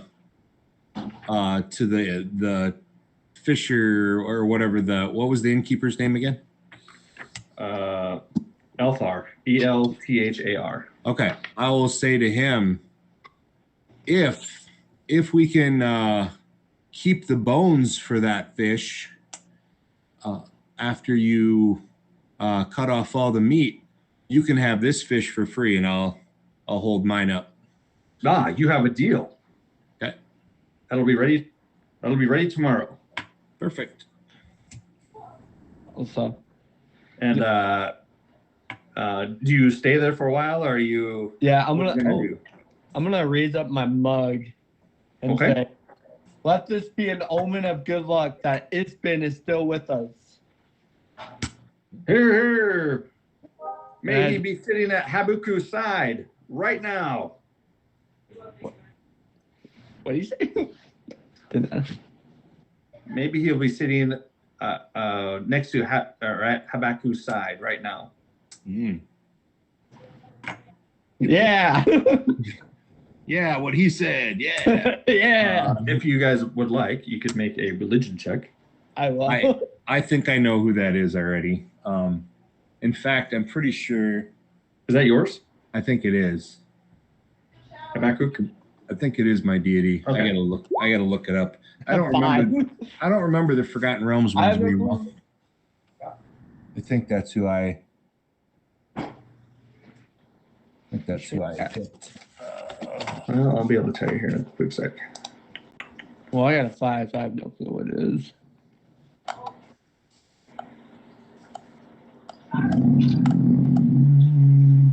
Yep, that is yours. Yep. Okay. Yeah. That was the. Yep. Known as the Fisher King, right? Yeah. Yep. That's Yep. what I was thinking. Yep. And the Minecraft one was fake. I'm now the Fisher King. So, but you would have actually recognized that, Belvin, since you have a companion that's Okay, good. Yep. Habakkuk. So yeah, I'll stay in there and continue to drink, especially if people are actually not. I'm assuming they're still being a little leery of me, but maybe Right. He's doing Right. his They're a little guarded. However, since you're with Velvin, right. who is now being held in really high regard, you don't feel the racism part of it. Right. It's more just cautious. Okay. But the three kids, I mean, they sit there and talk your ear off. Oh yeah. You know, they tell you about the festival tomorrow and you know, basically all the information that you heard from Frostwind. Why can't I do this tomorrow? Oh my god. Yeah, you could win any contest with that big old. Yeah. Gee. Right. So you three that were at the breast crab. So you heard Cormac come in and talk about this whopper that Valvin just found. Do you stay at the brass crab or do you make your way up to the fishbowl? Yeah. I will I- stay at the brass crab because I'm working on something. Okay. If we got food in that, I'm staying at the breast crab too. I'll go check on them, guys. You guys do your thing. I don't know. I'm good. Okay. I'll go see what the hoopla is about, and I'll head that way. Okay. So by the time you make your way up there, you go walking in. You know, you can easily find the fishbowl if you ask around. No. And there, I mean, it sounds like almost like a Friday night party going on in there because all the tales, you know, you hear talk of Ispin catching whales, you know, and you know all kinds of these fish that you're just like, this is totally unbelievable that these stories are so inflated. There's no way this could have happened. But then you see Velvin sitting on the bar next to Cormac, next to this big honking 5-foot fish, and they're up there down and drinks some weird looking cocktail, being toasted about every probably 40-50 seconds. Oh. Cormac, Velvin, and I'll put my hand up in the air and head over to them. Okay. Kind of when you walk in, things get pretty quiet again as they all kind of stare at you like, what? I mean, you felt this already. Like, what are you? And you come clanking your way on up there, and as soon as Valvin, you know, like gives you a high five or or What? whatever. Then pretty soon everybody's, oh, he's with them. Of course he's with them, you know. This is an odd group, and this must be part of Habaku's blessing. And they kind of go back to telling their tall tales. Flake, what are you doing here? What's going on? Did you catch that with my fishing pole? I did. Probably hammered at this point. That's amazing. You caught that by yourself? Well, I had Cormac here's help. Obviously, I've never fished before, so Well, of course. didn't really know what I was doing. He set up the bait for me. As soon as you say that, a couple of people close to you are like, I cannot believe he's never fished before and he caught this fish, you know, and then that goes through the crowd again. to get the shit kicked out of us. Still pissed off. Saying that. That was my fisherman. We're gonna have a couple of rednecks come up and just. Never fished before, eh? I'll just keep saying, oh, that's amazing that you caught that fish all by yourself and it's your first time fishing. I'm so glad I borrowed my fishing pole to you for your first time. Oh, he was using a borrowed fishing pole. It's not his own fishing pole. And that goes through the crowd now. My fishing pole. It's amazing. Here, you wanna write it down just as like biggest fish caught on the pole? Just I don't know what you do for tradition for catching this big of a fish, but Oh, you want to join the pole of fame? Pole. So then you actually see notches of different fish, and yours isn't quite the biggest, but you're probably top 5 where they've measured it off and they like different names have been carved in. And of course, Espen is at the top of the list. yeah. Wow. You know, I'd love to join that list, seeing Espen up there. How long has it been since Espen caught that fish? That was probably, I don't know, was that like 7-8 years ago, probably? Wow. Well, that's something to see. Yeah. Yes, you should definitely put your name up there, Velvin. I will. Put Yeah, so they kind of do the it's almost like a little ceremony. They bring the fish over and measure it out, and they have like a special dagger that's made to look like one of the carp, and they notch it out. And how do you spell your name? And they carve your name right in there so you'll forever be known in the fishbowl. Oh man, that's So I'm gonna do an insight check of the crowd and just see what's going on with. Oh, that was almost good. Shit. Can I do an insight check? So Cormac will tell Disadvantage for your Flank, drinker. Oh, that's, Cormac will tell Flank the deal that's been made as far as for selling the fish and about the bones, because Flank knows too that we're trying to get the bones to Frostlin. So Yeah. Pretty big fish. So, I mean, yeah. it's Velvin's fish, so he can do what he wants with it. I'll be honest, I don't really care what happens to it. I'll say that like in a hushed tone to them. Oh, well, If you guys want the bones, you can ask for them. I don't. I Ask them I for made a deal for the bones already. I traded in my fish for all the bones, so we can bring them to Frostlin tomorrow. You feel like the crowd is sincerely happy / jealous. All right.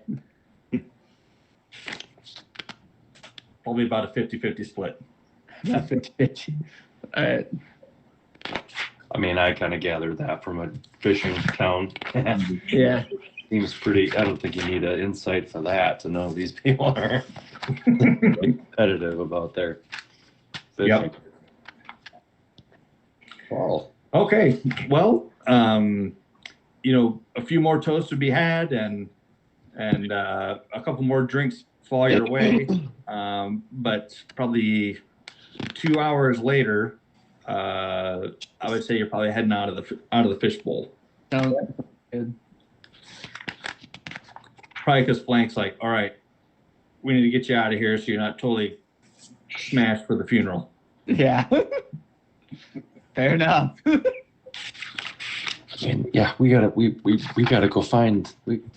get to Ispin's party. Or Get some Remember- coffee in Yeah, this. the party. we gotta go to another party. We gotta sober you two up. Pace yourself. Too much. I don't even. Yeah, Flank just sits there and doesn't drink anything or eat anything. So Right. Going. So you are offered though, and but they seem to be okay. I mean, you get a few odd looks still because you're a walking robot, and whoever sees that, nobody. I'll do a few put it up to my mouth and just throw it behind me. Yeah, good. Okay. Yummy. All right. So you make your way back down to the brass crab eventually, unless you guys want to do something else at the fish bowl. Nope. Taking I'm a going. crab. No, that's pretty cool. You got a sponsor now, Cole. Yeah. Yeah. I'm a little nervous now. Yeah, Yeah. don't let him down. Oh. That guy's in the mafia. Don't let him down. Yeah. Well, Okay. I got my fish, so So, are you gonna do anything else? You got maybe an hour or so, or two maybe before. I mean, have we been able to have a short rest? So we're Yeah, you guys can have a short rest. Yeah.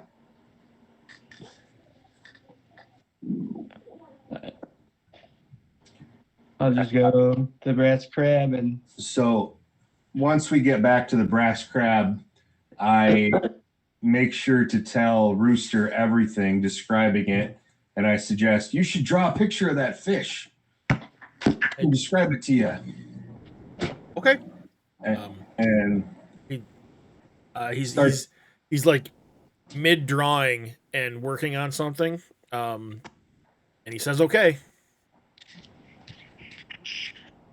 I immediately start in describing it. The whole first, I have to tell the whole story of how we were fishing, and the kids were looking at us, and basically every single second of everything that happened, because it's all so important.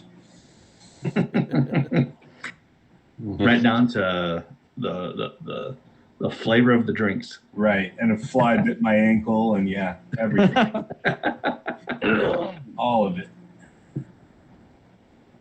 So That probably took a whole nother hour. right. Unload all that. And so now his name is carved right up there, right by Ispin. Did you get those whispers I sent you, Chad? Yeah. So then that Tinker's roll, I whispered just to you, too, not to interrupt Yep. anybody. Okay. Yep. All right. Sweet. So, it's actually starting to become dusk. You see Becklin come in and say, "It is time. It is time to send off our friend Ispin. Please make your way down to the docks." And you kind of probably Cormac and Rooster didn't notice this because they're so focused on what they're doing.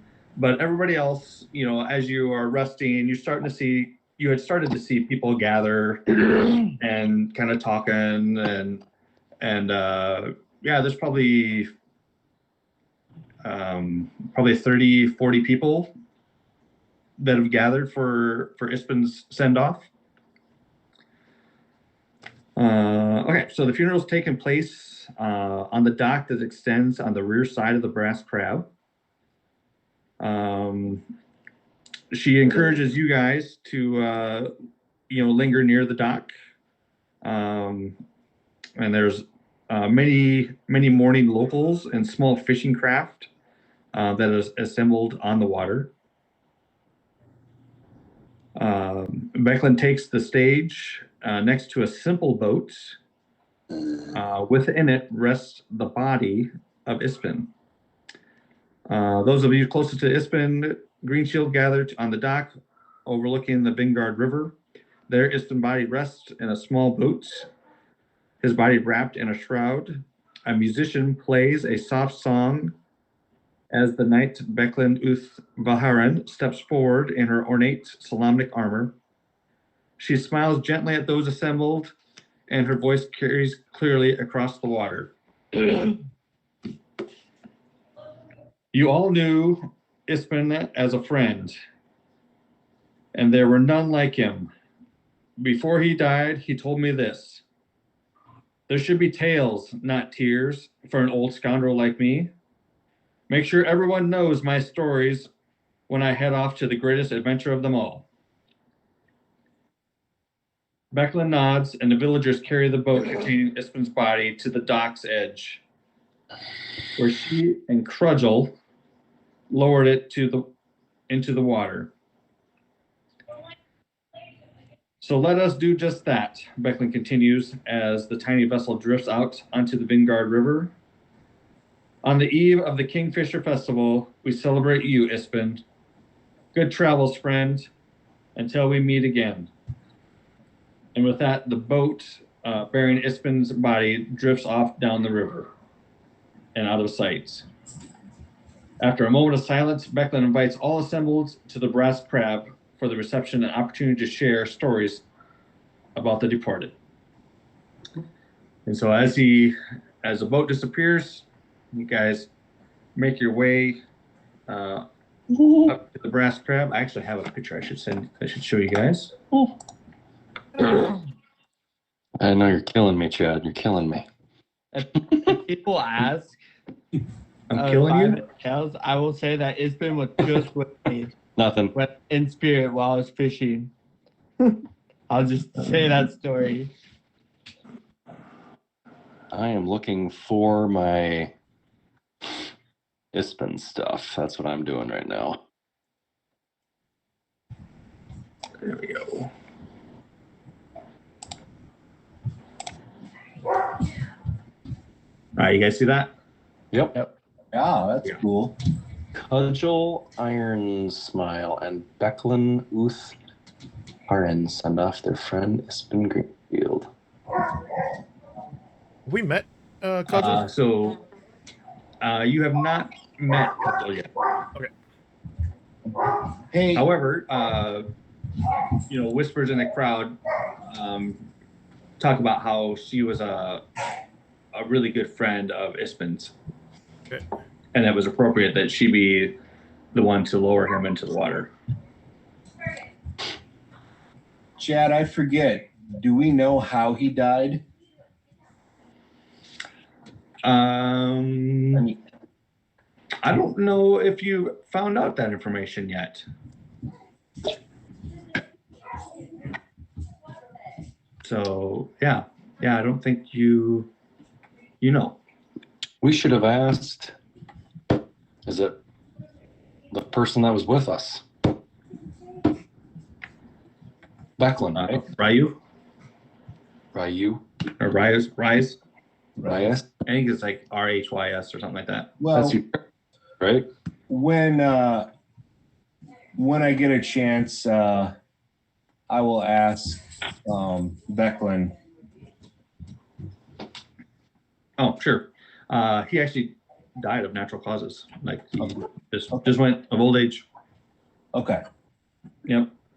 It just occurred to me, like, hopefully there's not a mystery we're supposed to be solving, because the evidence is now floating down the river. So All right. The funeral reception is simple, but a crowded affair. Yalmi, the Brass Crab's proprietor, but you met her, keeps bread, cheese, and local ale coming for the dozens of attendees. Practically everyone in the village makes an appearance at the reception. You see the Kender that you met, Frostwind is there. The guy you met at the fishbowl, him and his kids are there. Raven is there. You recognize a lot of people. The Quinson, the female one that was selling the jewelry, she's there.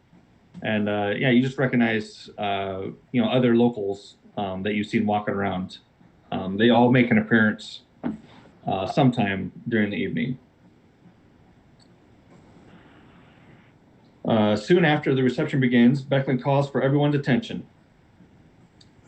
And she decides to share one of her favorite stories of Espen. The tale is of a time the high sub-senior artillerist of Mount Nevermind launched her pet weasel all the way from the Gnome Enclave to Sandcrest Island. Then hired Espen to recover the critter, or at least to note its trajectory. And you've actually heard of that story, both Rooster and Flank. You actually heard a rumor about that. Never have you heard it beyond just kind of a wild tale of another Espen thing. But here it's kind of verified that maybe it actually did happen. He goes on to tell a few other tales, but then invites others to talk about how they knew Espen and a grand tale or two, and she actually looks at you guys because she knows that you guys have a tale or two about Espen.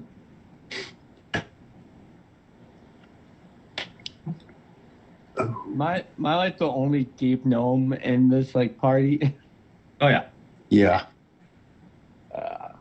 You stick out like a sore thumb, for sure. the only robot in this party. Yeah, Hey, only robot. You stick out again. So Yeah. So- you do too. We all have our own Ispen tale as well, then, right? Yep.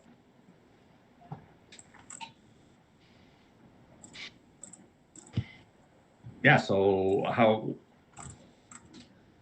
I'd say the tale that of how you guys met or what he did for you would be like the appropriate time to share that. To share that? Okay. Yep. I got to pull mine up here, but Yeah. I'm just gonna make something up. So.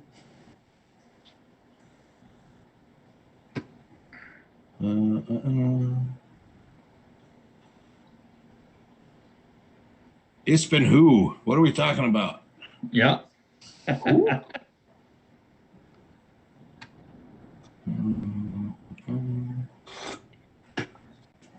can make something up real quick. But you can go anytime. I was like, I can go. I just had to look mine up, and it's the same thing I put in my bio. So, Gotta find mine. I don't have really much of the details. I take it that we all knew Ispen in a way or not, one way or another. He actually found me during kind of my wandering from Mount Nevermind, and I kind of took to his stories rather fondly, and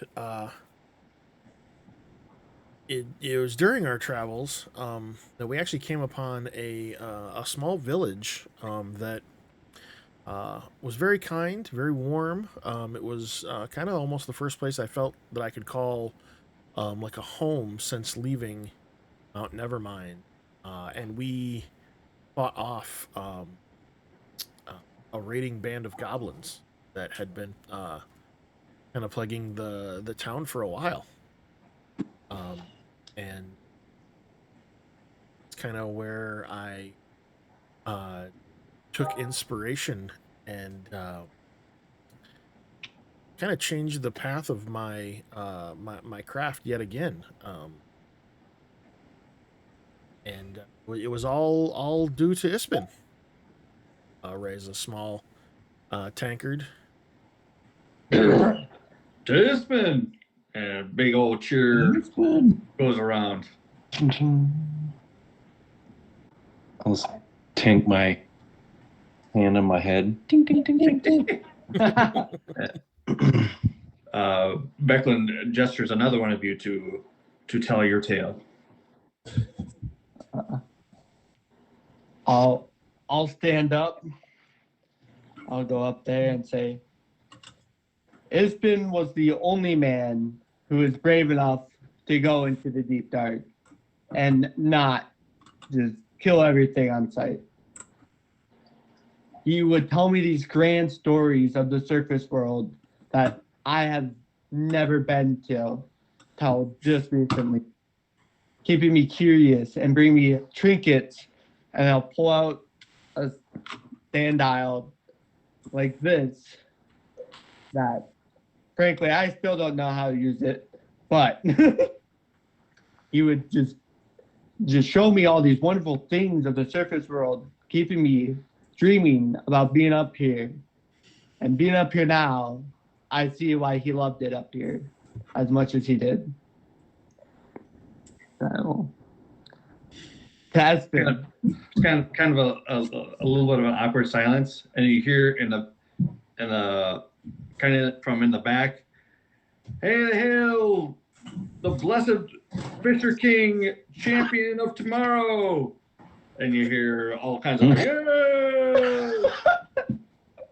And you can hear your fan club from the fishbowl cheering you on. yeah. Now you're a legend.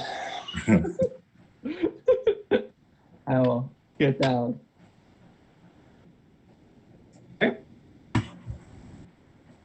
Anybody else have any tales to share? I'll go ahead and stand up.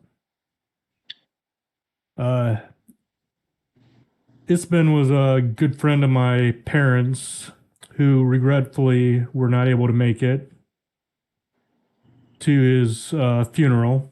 They do send their wishes on with him, though. But I do remember many times where he would come to the, I guess you could call it like tavern/restaurant that I worked at. And he would tell stories of giants and large folk, which always made me interested because I'm frankly one of the taller ones of my. Suddenly, somebody blurts out, "Oh, we've heard this 1,000 times. You're telling it worse than he did." Why do we have to hear all this? It's been this and it's been that. He died and he's gone. And you look over and it's your guys' little buddy, blonde-haired buddy, Baracus, the younger, clearly drinking the ale provided for the reception. You can hear some other people, mourners, kind of grumbling, but nobody actually confronts him. I'll actually speak up to him. This is his funeral. If you have nothing good to say, you can leave, or I'll escort you out.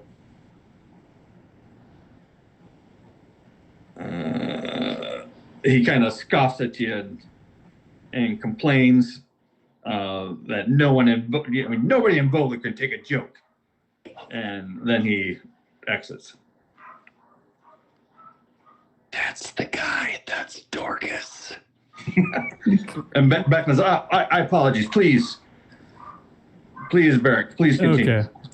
As I was saying, he would tell great stories of giants, and it always piqued my curiosity of, since I was one of the taller people of our area, how they could be so much taller, although here I see many, many taller than me here.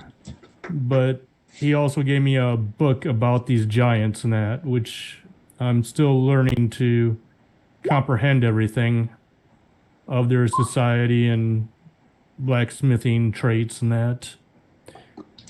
But he was just a great inspiration to me. And when I went off to the army, he always kept up with stories of what was going on back with my parents and that.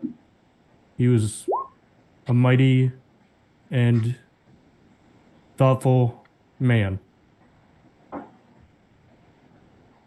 Ispin. Ispin! Ding, ding, ding, ding, ding, ding, ding, ding, ding.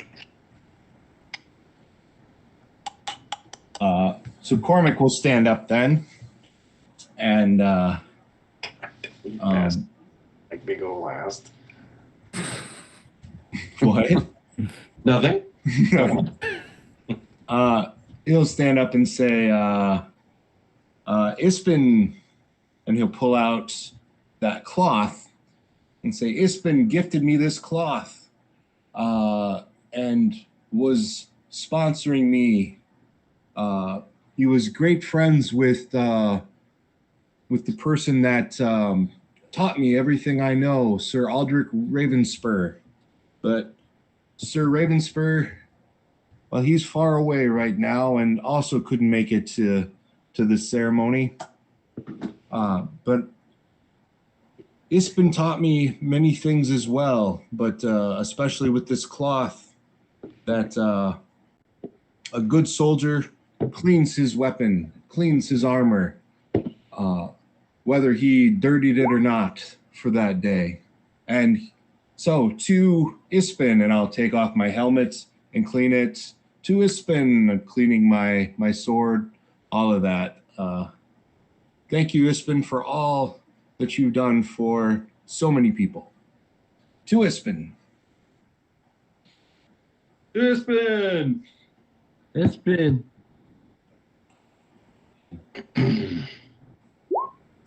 All right. And Okay. you guys look over, and Flank is pretty easygoing for the most part, but you can almost see him visibly shaking as he kind of starts to stand up. Very herky-jerky, really taking his time. And seems if a robot could seem anxious, he seems super anxious. And he holds his hand up in the air, and my name's Flank. I knew Ispin. Knew him as well as anyone could. He was a jokester and a storyteller. I know we've all heard his stories. I don't really have a good story that I wish to tell right now about him, but looking around at everyone here and the stories I've heard already, we know what kind of man. Ispin came wandering to where I was from one day and told me of his wanderlust and all the adventures he'd always been on, and gave me the inspiration to wander and find my way as well. And I found my way and some amazing people, and he helped me through a very difficult time time in my life. And you can see Flank is starting to really like struggle to say a whole lot more. He's like, he helped me when I was down the most in my life, when I had nowhere to go and I was all alone. And he helped me find the light and find my direction and put me on the path of knighthood. And for that, I thank him. And I owe him a lot. And that is all I have to say for now. So, and then Flank kind of nervously to Ispin, he kind of sits back down really quick after he says that. So, Tispin. So there are many more tales that are shared and equally inspirational. He obviously touched the lives of many people in a positive way. Eventually, the telling of the tales, kind of falls off, and people are just mingling now. Eventually, Becklin finds you and thanks you again for making your way up here, and thanks for sharing your tales. I know it means so much to Ispin. I'd like you though to introduce you to a good friend of his. Her name is Crudgel Iron Smile, and you see kind of a stocky, really kind of a well-built dwarf female. She puts out her hand to shake each one of you, and nice to meet you, nice to meet you. And Becklin shares that she's actually the leader of the Ironclad. Let me see. Let me make sure I get their name right. I think it's the Ironclad Regiment. Yep, the Ironclad Regiment, who will be helping us tomorrow with the reenactment of the Battle of the Kingfisher.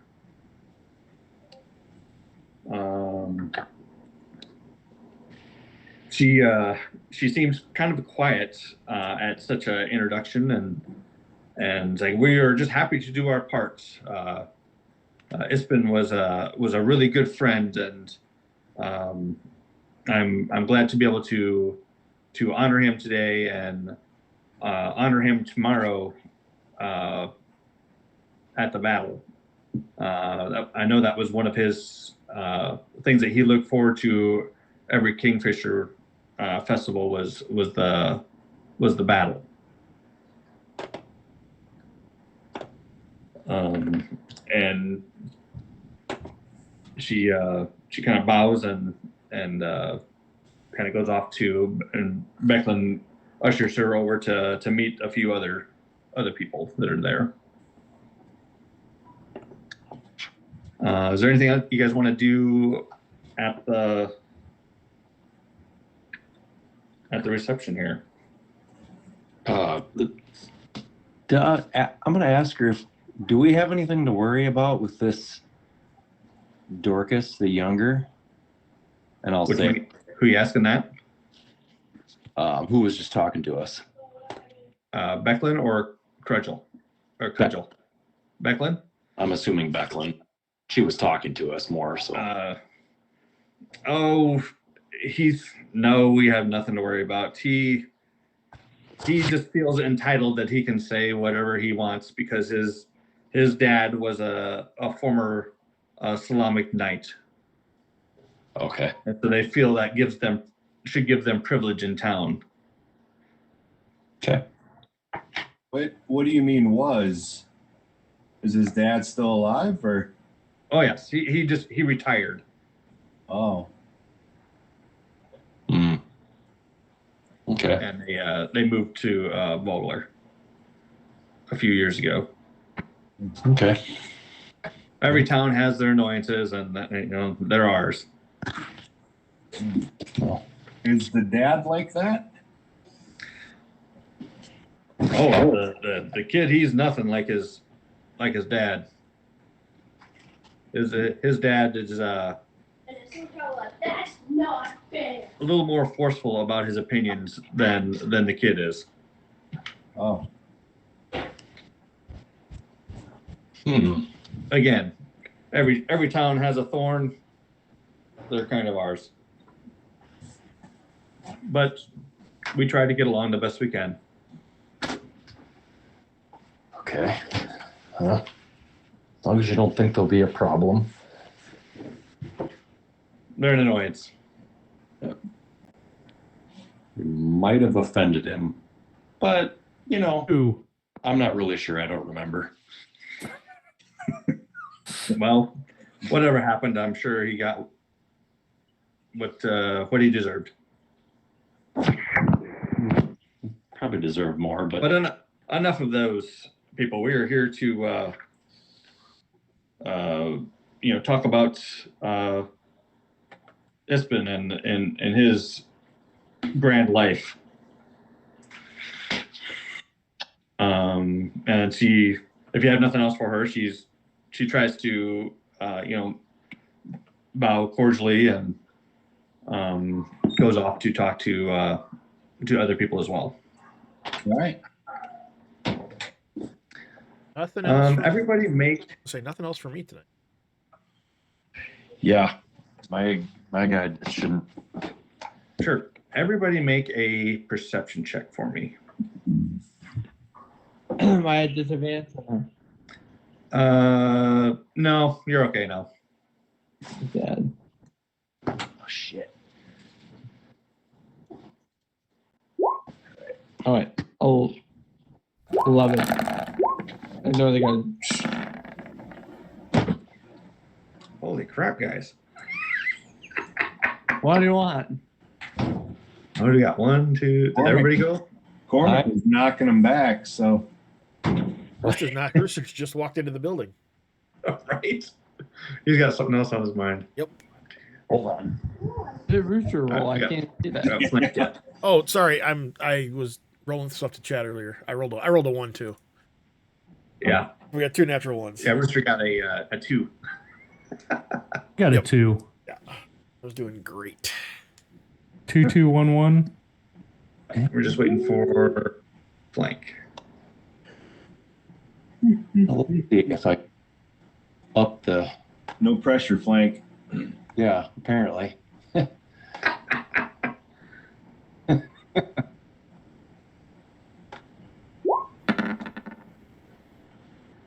There you go. Head on a All swivel. right. There you All the go. So, Somebody's not drinking. Hey, Right? hey guys, Flank Although- says he's got this one. I can't drink. It makes sense. So, Flank, you notice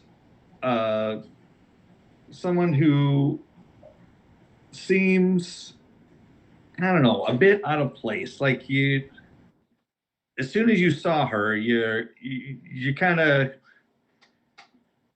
just couldn't quite take your eyes off her because I don't know, just something about her. It's a blue skinned Sylvanesti elf, and she's really quite striking. I mean, even to a robot. But she kind of seems to be hanging at the fringe of the crowd. Show her your hard drive. Not really talking to too many people, but she does bow to people if they say anything. Okay.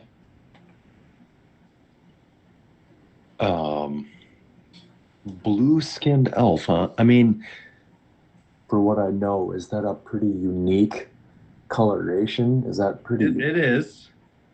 It's not unheard of, Okay. but yeah, you've never seen an elf with blue skin before. Wow. It's Admiral Thrawn. Right. Right? Red Maybe eyes. not quite that blue. It's more of a light blue. Wow. That's amazing.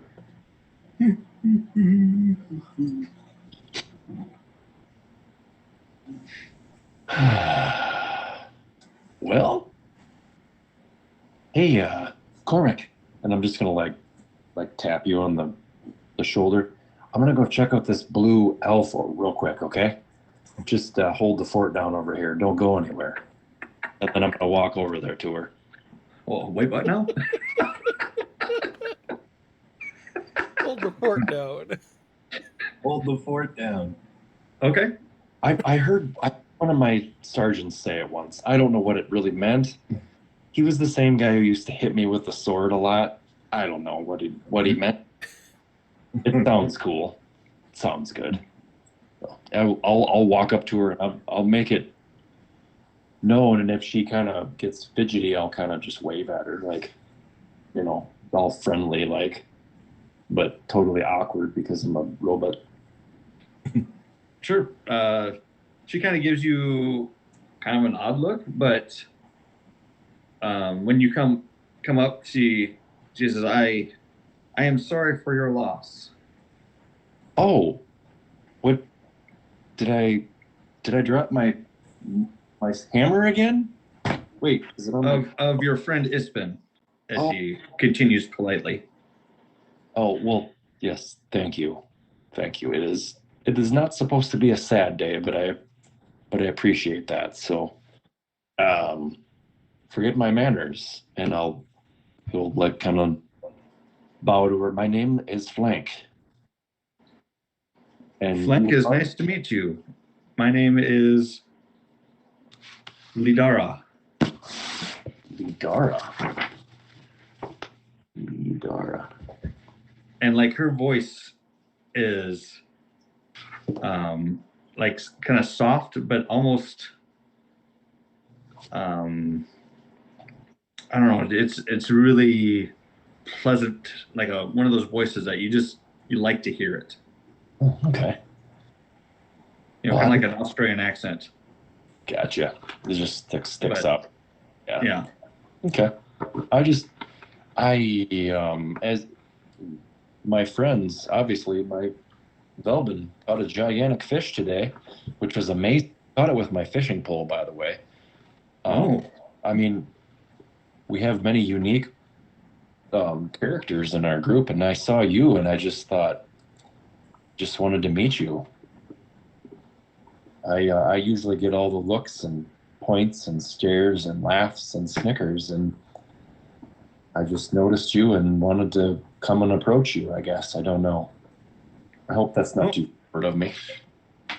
Oh, not at all. How did you know? I've lost many loved ones, and I thought I would come pay my respects. The legend of Ispin is known far and wide. Okay. Yes, he has many a tall tale, which are great, but sometimes following his path is dangerous. You notice when you're kind of talking to her that she actually has a harp, like a small harp, strapped to her belt.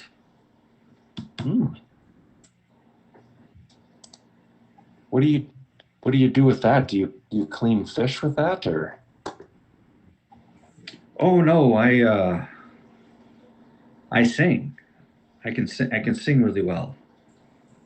Oh, you sing. Were you supposed to be here to sing about Ispin? I'm sorry, Justin. What did you say again? Were you here to sing about Ispin, or? Well, I wasn't going to sing today. I was just coming to visit. Oh, well, I didn't mean to. Yes, sorry. I didn't mean to presume. Well, Dara, how did you say you knew Espen, or you just knew of him? I knew of him. Oh, okay. Yeah. Well, he was a good man. He will be missed. So, I mean, I guess do you think it would be appropriate for me to sing here? I don't know. And you kind of see that he kind of wants to, Well, but feels like she needs some convincing to actually do it. oh, well, I mean, I'll like wave over at my companions. Do they see me?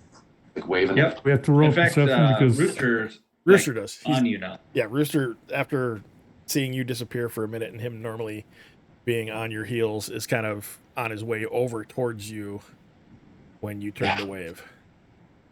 Yeah, it's like my friends would. I mean, we'd all love to hear. We're all friends of Ispin. Definitely, we would love to hear you sing, but no pressure. I hate talking in front of lots of people. I Make a persuasion check, if you would. okay.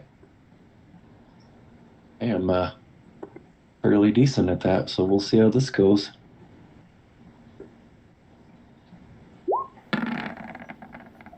Yeah. Oh yeah, she wants to play for me. Yep, she does. She's like, well, okay, maybe just one song before I retire. And so she starts playing a harp, and when she starts to sing, it's almost as if angels are singing. It is probably one of the most beautiful things you've ever heard. And she sings a heartbreakingly beautiful Sylvanesti song in Elvish. And like the whole room is almost quiet and entranced as she sings this song. But then when she gets done, she bows and turns to you, Flank, and says, "Thank you. I feel like I needed to do that." And she gives you a bow and kind of looks to Rooster and says, "Sorry to hear about your friend." Rooster's just like, he's like, just looks like a little kid almost. He's just wiping his face. Oh, that was beautiful.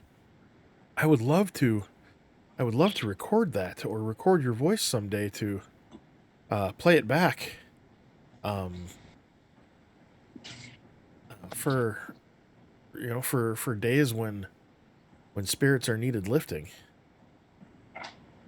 Oh, you are too kind. It was amazing, even though I couldn't understand a thing you were saying, but it was amazing. I don't speak Elven. Sorry. Sure. And she kind of blushes a little bit as you're giving her the compliments. Like she's not used to such flattery. Well, I'll introduce. This is Rooster, Cormac, Velvin, and Beric. All my companions. We all traveled together, and we all knew Ispin in one way or another. And as the new companions arrive, she says, "My condolences for the loss of your friend." Thank you. He was a good man. Yes, tales of his escapades have reached throughout the land. He is well known. Did you know him personally? I knew of him. We never actually met. Well, what has you so far away from home?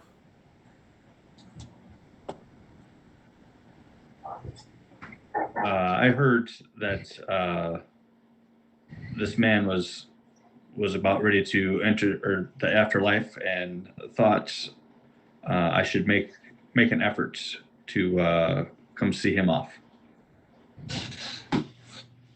Truly a magnificent gift you have bestowed upon those who knew him well. I'm gonna And I'm gonna like do a little nod and like I'm gonna grab my symbol and kind of have it in my hand and then just kind of nodding like I'm doing a quick prayer to somebody real quick in front of her and just see what she kind of does. Okay. Yeah, she sees you do that, and you are truly great friends of his. It is obvious.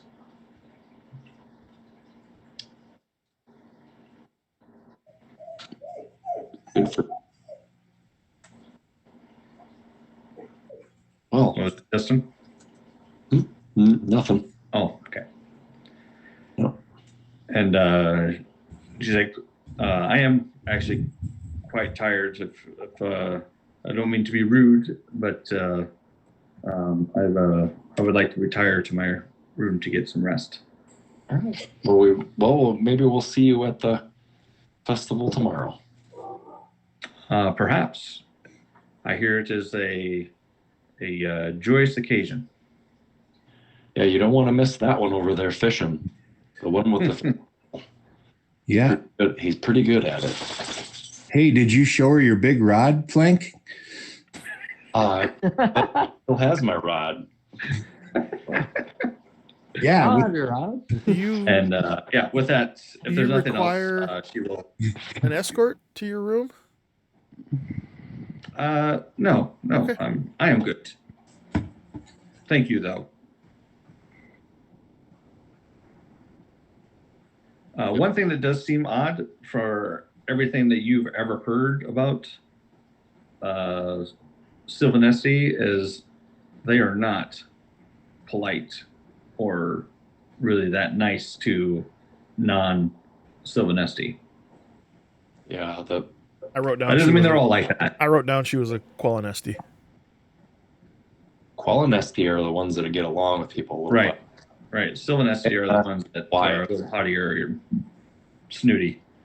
Yeah, Sylvanesti are snooty and Cagnosti are like wild, right? Is that kind Yep. of Yeah, Yep. there's also one that starts with a D that's aquatic, which I think are blue, Dargan. but I don't think I would know them.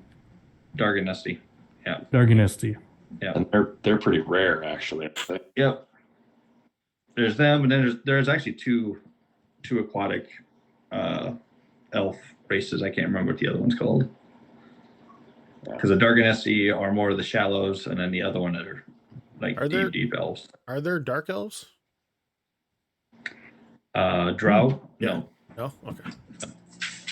I don't think there are drow and No. They call there's dark elves in the novels. Yeah. But they are shunned elves. Got it. Ones that have been tossed out for some reason. Yep. Out Yep. of the clan. Got They it. call them dark elves. Outcasts or Cool. Well, yeah, that's it for me tonight. I got my that's the third success on what I need to do. So Perfect. Okay. yeah, go brew my lost potions. Okay. Yeah. You guys want to? Want to do anything else at the Brass Crab, or are we good to go for Nope. for the night? I'm good to go. good to go for the Ready to go night. to bed. Okay. Awesome. So go ahead and make your checks for the potion. I'm doing survival, correct? Yep, that's the one you're doing, I think. Oh, I forgot. Alarin. I forgot his tale. His tale was about how he was kind of an entertainer of sorts when he was younger, and was in the town of Solas, and ended up meeting a young woman that he fell in love with and had a daughter with, and then the mother, his wife, died suddenly, but he doesn't say how. And Ispen was really there for him in his mourning, and really, really helped him out when he was in a dark place. And Alarin actually admits to leaving his daughter in Solace, and Ispin actually arranged for a local innkeeper to keep his daughter and raise her. Oh. Sounds like there's more to the story there. Yeah. Makes good taters. Mm-hmm. Otis. So that's Alarin's tale that he talks about. Okay. Nice. Okay. So what was I looking for now? Oh, the potion. I just happened to scroll right by his token. I'm like, oh crap, I totally forgot about him. We're doing moss potion, right? Yep. All right. So yeah, so you can do Survival. nature, medicine, survival, or alchemist. 17. What'd you get? 17. Ooh, there you go, buddy. You got one round of it. Then you need 2 of them, right? I think it's 3. 3 consecutive night long. 3 consecutive Yeah, nighttime long rests. Yep. So there's the first one on this round. Nice. Oh. So I thought I had some made already, right? Yep, we have. Yep, Right, I have 3 in the inventory right now. So I got to do that 2 more nights, correct? 2 more, and yep, and then we'll have 6 total if we don't use it. Correct. Yep, because we were able to make quite a few. So it's 6 pounds, right? Or was it 4 pounds? We're down to 4.5 pounds. Yeah. Yeah, it was 6. Yeah. Okay. Yeah, and we Cool. can make. It takes a half a pound to make 1, so it's 1.5 pounds for 3 potions. Okay. Potion, then we're on our way to 3 more. Yep. Cool. Sweet. Playing with my little tinker set in my room. Okay. Anybody else want to do anything overnight? Nope. All right. You have a long rest without any interruption at all. Yeah, sweet. All right. So then I need to do the moon thing. Shit's gonna happen. So we're at and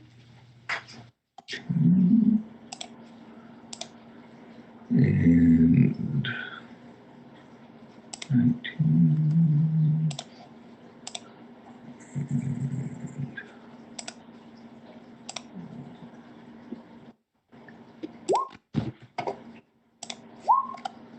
There you go. All right. Next day, breakfast is there waiting for you. After that, you guys kind of head outside. I assume you're heading over to the fish bowl probably. Yep. First thing, or is there something else you'd want to do?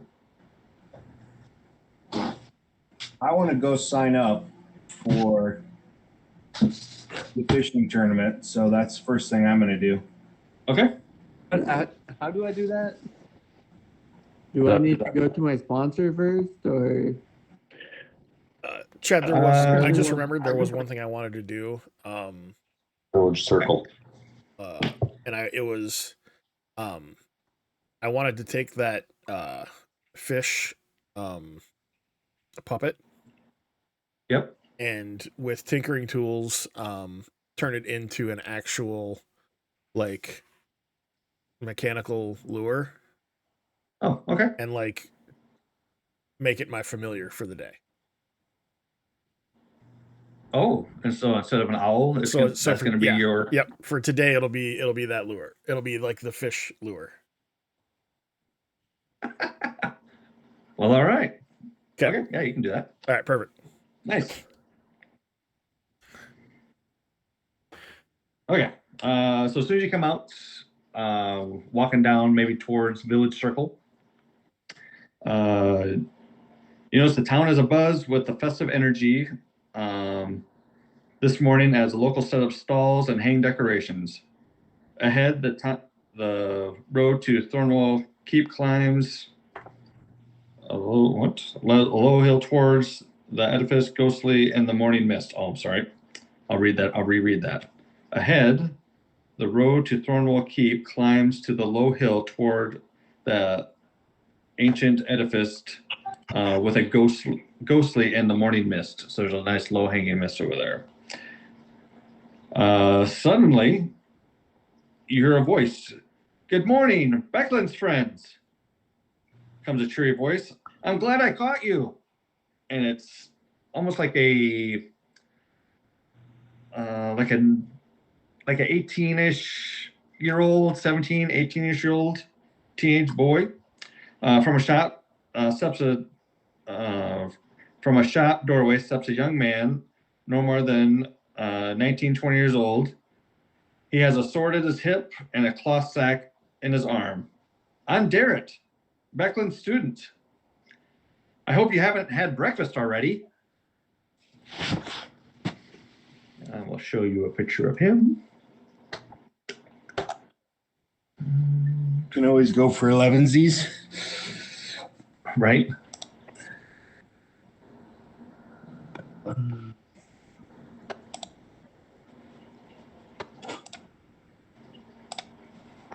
you go. He's got rolls in his hand or something. Are they two coconuts he's been clinking together as he runs? He actually doesn't have those in his hands quite yet. He said that Beckland has sent me to fetch you and grab breakfast from the fishbowl. They have the best baked hand pies in town. Okay. You're welcome, fellas. Yeah, I believe we were all headed that way. So. Oh, great. Let's go to the fishbowl. Making a whip. Let's see. He seems to be like an eager younger kid who's kind of like hanging on to your tales. Like they'll ask you a question about your journeys here, and he just whatever you say, he is like hanging on every word. Not annoyingly, but you can tell he's excited to see you, and he probably doesn't get out much to meet new people. Kind of that excitedness. He's eager to have his own experiences, kind of thing. Right. Okay. I'd say kind of like a young Luke Skywalker when he's talking to Ben Kenobi, that kind of stuff. All right. That's kind of what it feels like. He talks about after you kind of give him some tales of your own. He talks about the annual festival that celebrates the victory of the Knights of Solamnia. Lord Decatur Vogler over the forces of the Empire of Estar. This battle occurred hundreds of years ago, long before the Cataclysm, and sparked the village's founding. He talks about the festivities include music, food, games associated with the town's founding. Does he tell us what? Does he tell us what Beckland wanted? He doesn't know, but he's supposed to bring you over to the castle this morning. Oh, okay. She had some urgent business or something to talk to you about. Okay. But Fishbowl first. Well, Yeah, going to the fishbowl first to get the breakfast and then over there. My new fishing equipment. Let's see. On the way either to the fishbowl or from the fishbowl over to Thornwell Keep, he also talks about the mercenaries, the Ironclad Regiment, which is Crudgel Iron Smiles band. They are training Vogler's small militia, and they're also participating in the reenactment of the Battle of High Hill this afternoon. And he's like, "You must go to it. It is so great." That's what we've heard. I will go to it. We have heard the same thing. All right, so over at the fishbowl, Derek walks in and talks to is it Elthar? Althar, I think. Yep, Elthar.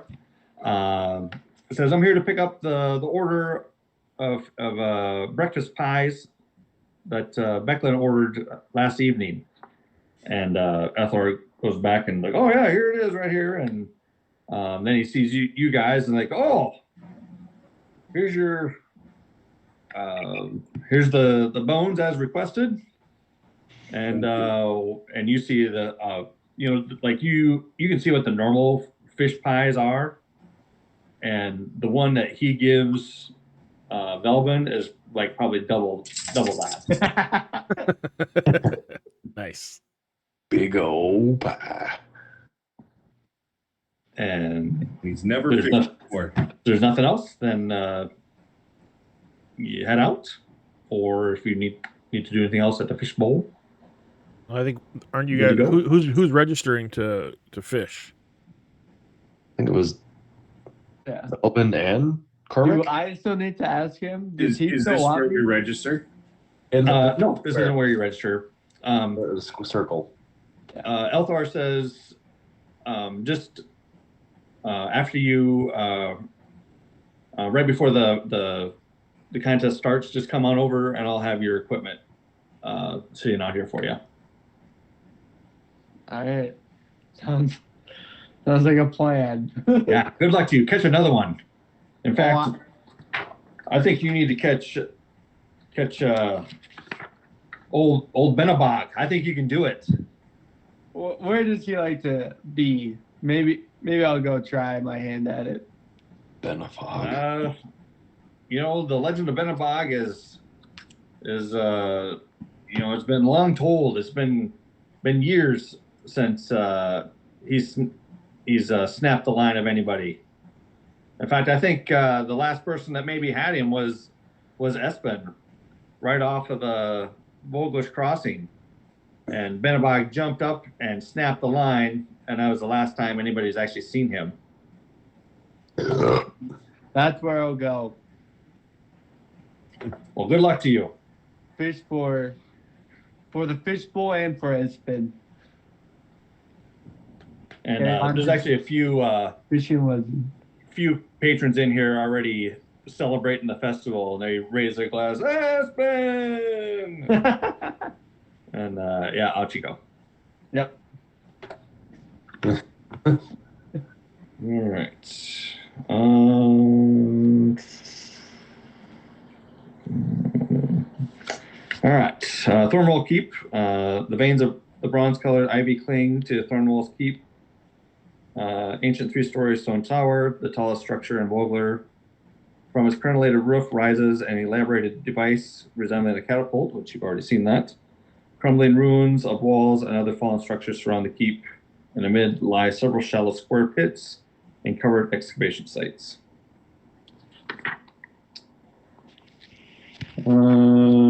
Let's see. He brings you actually into the library, first story. Again, he's like just anxious to hear. He'll seems like he asked you about some of the oddest things that awkward teenager stuff. Well, and soon, Becklin enters the room. carrying a shallow wooden box, approximately 3 feet to a side. She brings it in and dismisses Derek to go,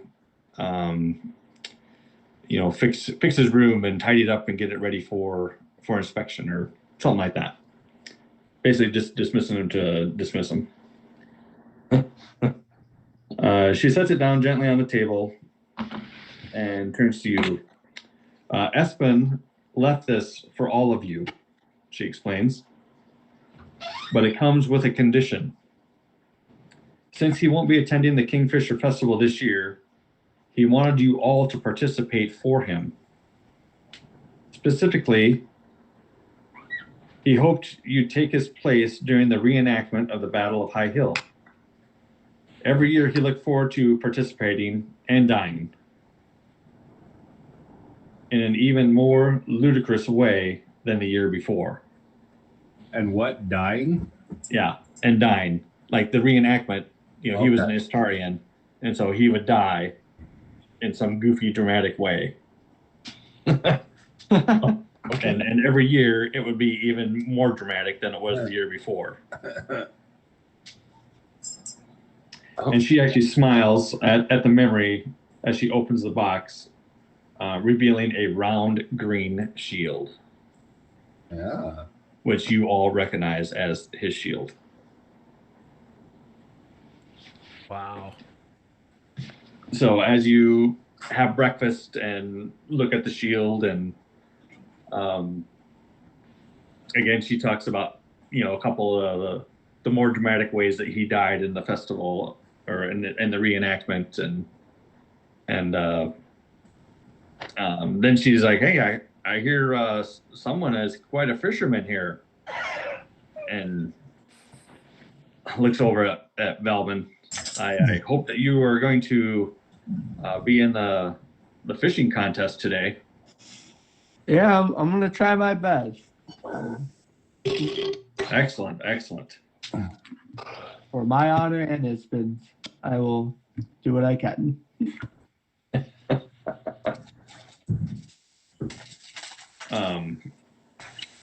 Let's see.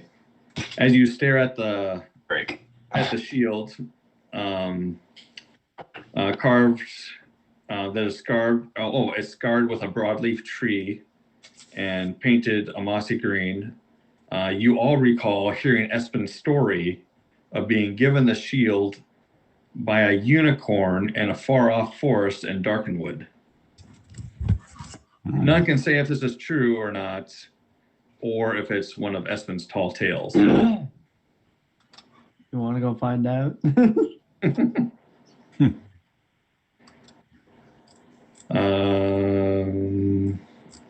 So do you agree to participate in the battle? It would be great to have you. Absolutely. Yes. Excellent. Then the shield is yours. And she just picks it up and hands it outstretched to whoever decides to grab it, and to no one particular. Who would like to play Espen? I know you guys have a lot deeper connection than I do, so. Does it seem like it's a ceremonial shield or like an actual, like we've seen some stuff type of shield? It seems like it's the real deal. Okay.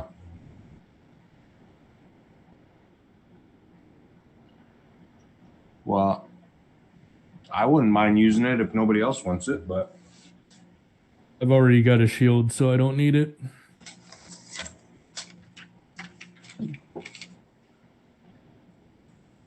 I could always use it. Thank but you I for don't you. know. Yeah. Why don't you use it, Cormac? okay. I'll use it. Yeah. All right.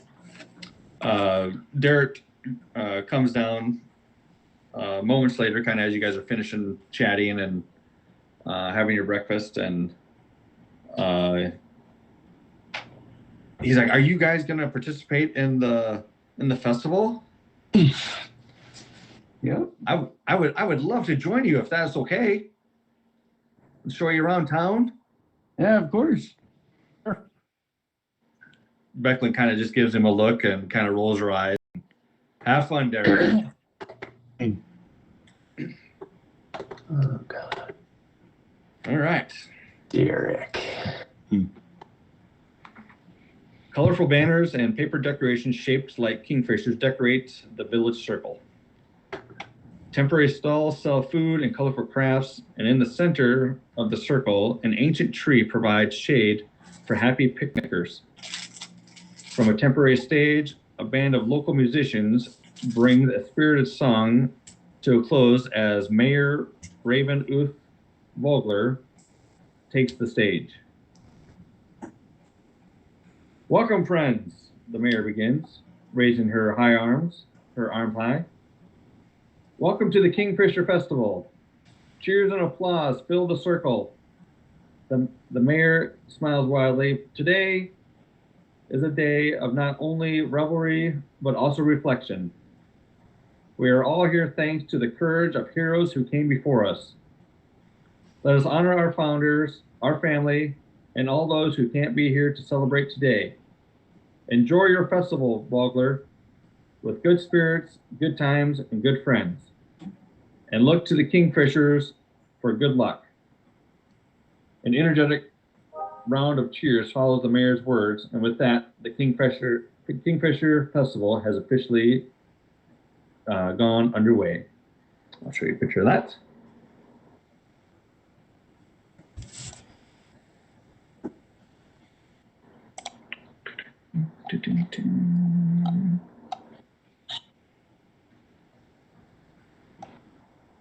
Who's got the staticky? Yeah, I can hear it.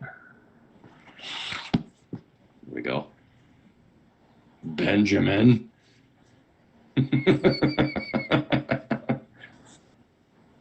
Goddamn Midco. Hate them. There you go. Ooh, big fish. Is it back? Is it still staticky or not anymore? Nope, it's Nope. gone. Okay. No. Literally, probably be just breathing into the microphone. No. It was consistent. It wasn't you Oh, breathing. okay. No, it was feedback. Okay. So you can see there's a stand of where people are signing up for the fishing contest.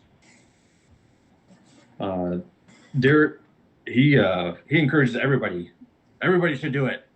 It's great fun. The person who catches the most poundage of fish, or I shouldn't say poundage, the most length of fish, wins the trophy.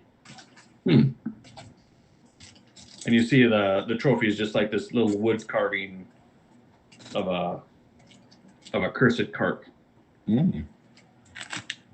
How it goes is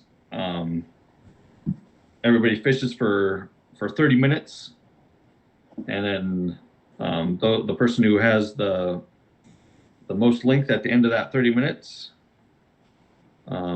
gets a trophy and the real prize of bragging rights. Oh. All right.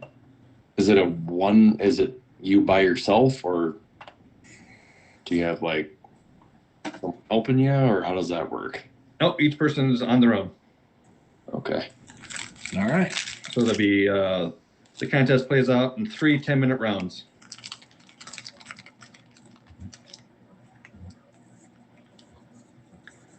All So right. is everybody going to participate? Yes. I mean, is Belbin getting get a fish pull from that guy? Then I can. Yep. He'll after he signs up, he'll run over and get his stuff. Okay. So ran up here quick and said, "I need to go get something to eat quick." So he's getting something. He's getting a snack quick. I'll just use mine then that I'd given him earlier. Then and I can. Sure. Why not? And there's if there's somebody that doesn't have a fishing pole, there's fishing equipment provided. Sure. Okay, then I guess I will. And what the hey? We're just gonna stand here and watch as I'm well. gonna give it a unfair advantage to flank. Okay. How's that? We'll see how it works. But see if my familiar can work as a lure and actually guide your bait to the bigger fish. Give him an advantage, anyways.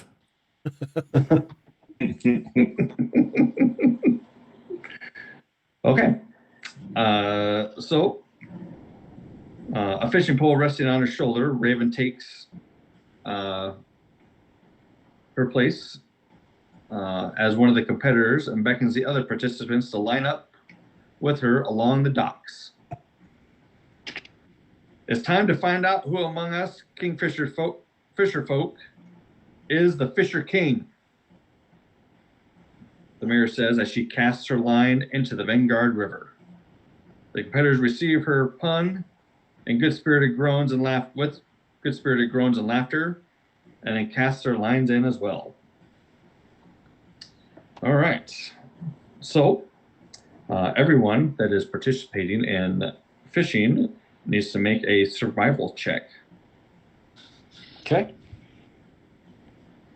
And can flank cheat? Flank. Is it can flank cheat? Flank will have advantage. Oh, okay. Owl's gonna give me advantage, huh? Well, it's a fish now. Yeah, it's a fish now. Oh, what the hell?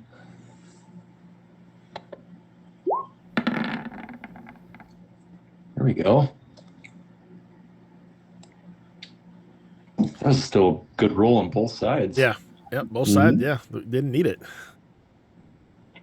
Let's see.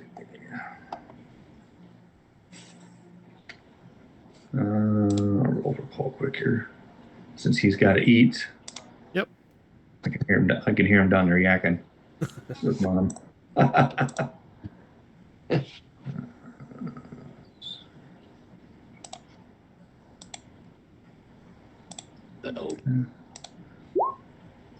Oh, That tracks though. yeah. Damn.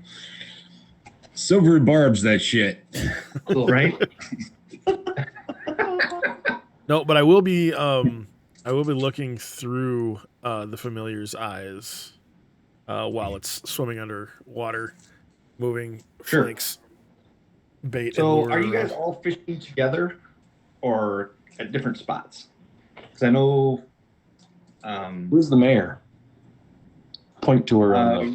The mayor's probably like over in this direction. All right. I know that Velvet said he was going to be over here Oh, okay. because that's where. Go to right over there. Okay. I'm gonna I'm be not right sure if it here. really matters. I'm gonna be right here. Okay. I'm gonna be over here as well if that's where they said it's been last. Yep. Where he last fished, or where you caught that. Yeah. Caught it. Okay. And since I got Velbin into this mess, if you will, of fame, I hate to leave him high and dry, so to speak. So Yep. that way I can I'll be be- near him if he needs help. I'll be right back. I'm gonna tell him that he needs to get up there. Yep. Get your fish catching ass up here. Especially said you just roll a frickin' nat 20.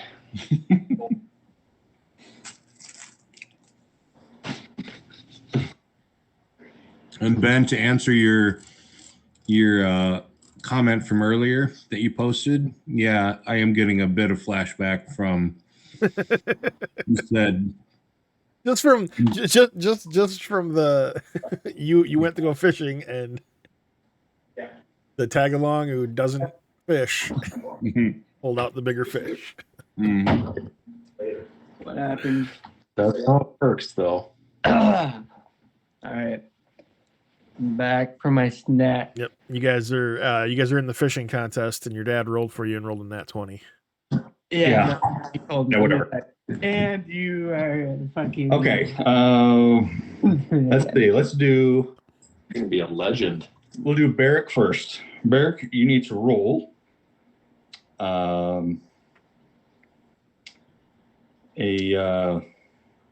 Another survival.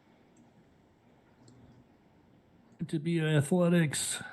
So the first one is to hook it. The second survival is to get it in. Yeah, I just wish it was athletics to get it in. Oh, you lost him, buddy. It was a good fight, but you lost him. All right. Who's next on the list? It's like Cormac. All right. So another survival. Yep, another survival. And that item gives me advantage on all of these, right? Yep. Okay.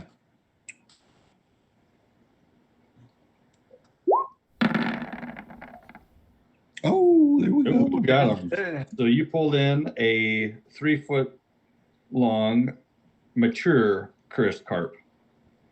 So you got 3 foot for your total so far. All right. I'll write that down. Thanks.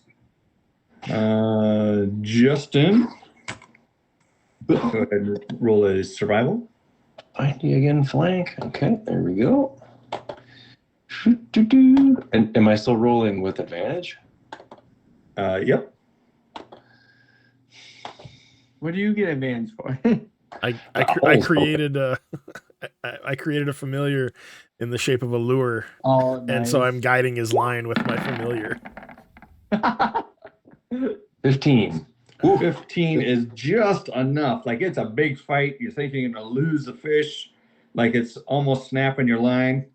However, you're able to finally wrangle in a 5 foot long greater cursed carp. Damn. Nice. Nice. So that's All right. basically the same size as the one Velvin had. Yeah. Damn. All right, Velvin.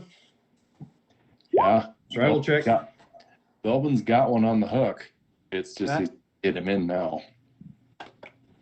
All All right. Do I need to use my inspiration? Yeah, I Do would. you want to use your inspiration? I do. Okay. Well, what'd you roll? Did you roll Yeah. normal? Yep, he got an 11.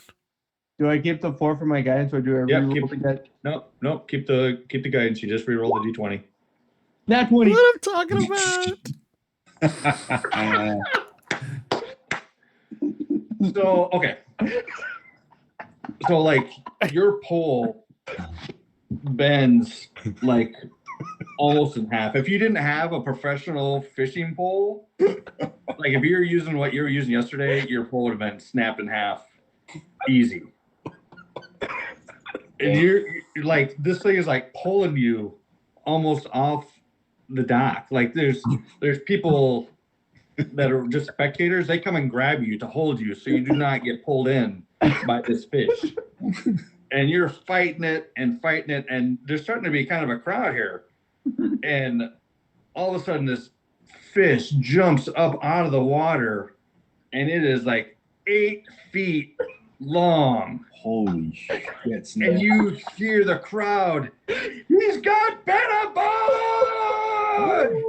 And there's a huge roar and cheer, and you're fighting this fish, and you're actually able to land him and get him up onto the dock. And like, people are just losing their mind, like almost like crying, because they cannot believe that this has happened. That you have the mighty Benabog laying on the dock. 8. I will put my fist in the air and just scream for his And like, you can see people like running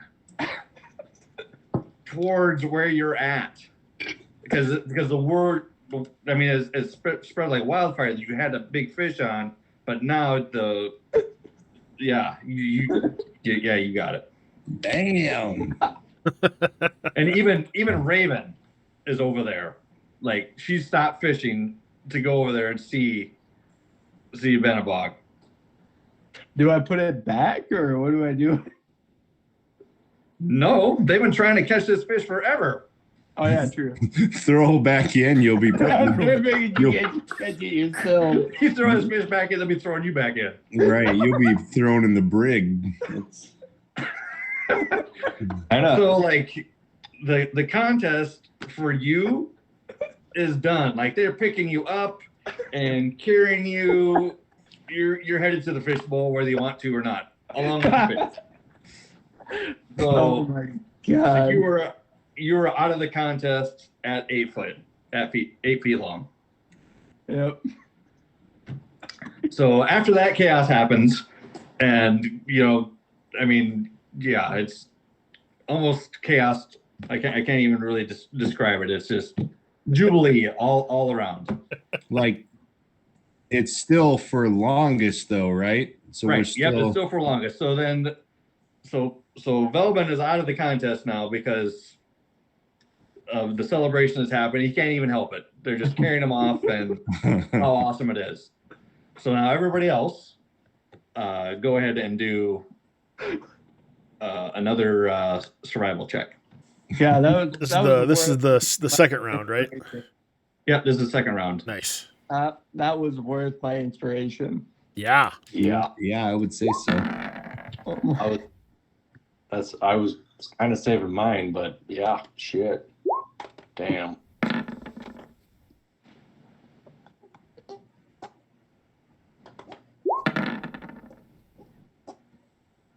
All right, Steve, we'll start with you. Go ahead right. and what? Are you fishing, Rooster? Nope. you just doing your- I'm guiding with my You're just doing familiar. that? Okay. Yep. So I am 2 weapon casting, so I've got one in each hand. So you can add my decks for both. all right, Barrick, you're actually able to wrangle in a mature river eel that's 1.5 foot long. So you're on the board. Eel. Let's see who's next. Actually, you guys are the same. So, Cormac, go ahead. All right.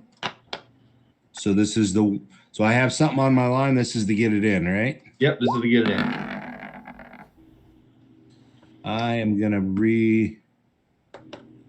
Does my re-roll get advantage or no? Nope, it's just one This would d20. just be straight up. Okay. Yep.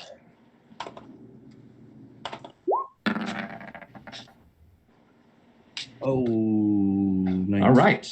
So, it looked like you were going to lose the fish. It started really driving away, but you somehow were able to stop it from doing that, and you're able to land the fish. Nice. And it is another greater cursed carp, 5 foot long. 5 foot long. Nice. Yep, you got the 5 footer. All right. And flank. Go ahead. Did it go? Oh, weird. Do you guys see anything? God, my computer's acting. There you go. Yeah, mine's. Oh, there you go. There's a nat 20. It What? doesn't show it though. No, it registered the 8 first, and then the dice kicked it over to a 20. That's bullshit, Yeah. though, isn't it? Well, I mean, yeah, in the rules of D&D, that's a 20, and that's easily seen as a 20. Damn. I mean, a 17 still gets it in there, right? Yep. Still gets it in. So you also got a 5 foot long cursed carp. Woohoo! Sweet. All right. Last round. Okay. I'm gonna catch Benabog's mother. Right. What does she look like? She's big and ugly. Well, there we go. Jeez. Pretty consistent. Yeah. Very pretty consistent. Go ahead and try to reel in what you got, Burke.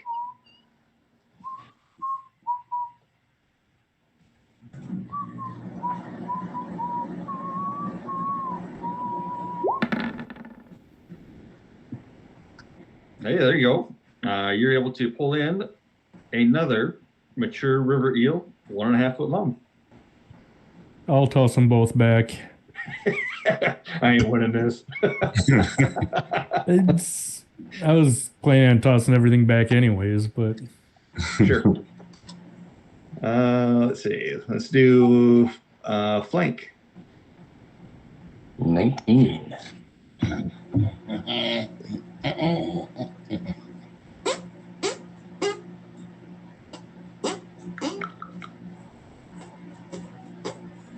Are you rolling again, Justin? Oh, to pull it in? So Yeah. Good to pull. Okay. Yep. 19. Okie dokie. Okie dokie.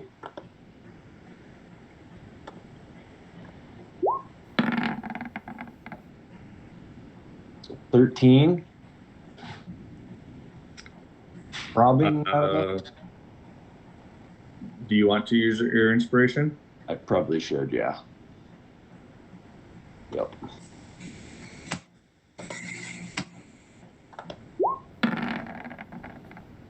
Nope. Another 5-footer jumps and snaps your line. Oh. Yeah. That was my third in a row too, darn it. All right. Cormac. I didn't get a fish 2 other times. I only had to fish for one. Yeah. Don't miss out. 20 to reel him in. And you caught yourself another 5-footer. What? So I have 13 feet total. Damn. All right. Let's see what Raven gets.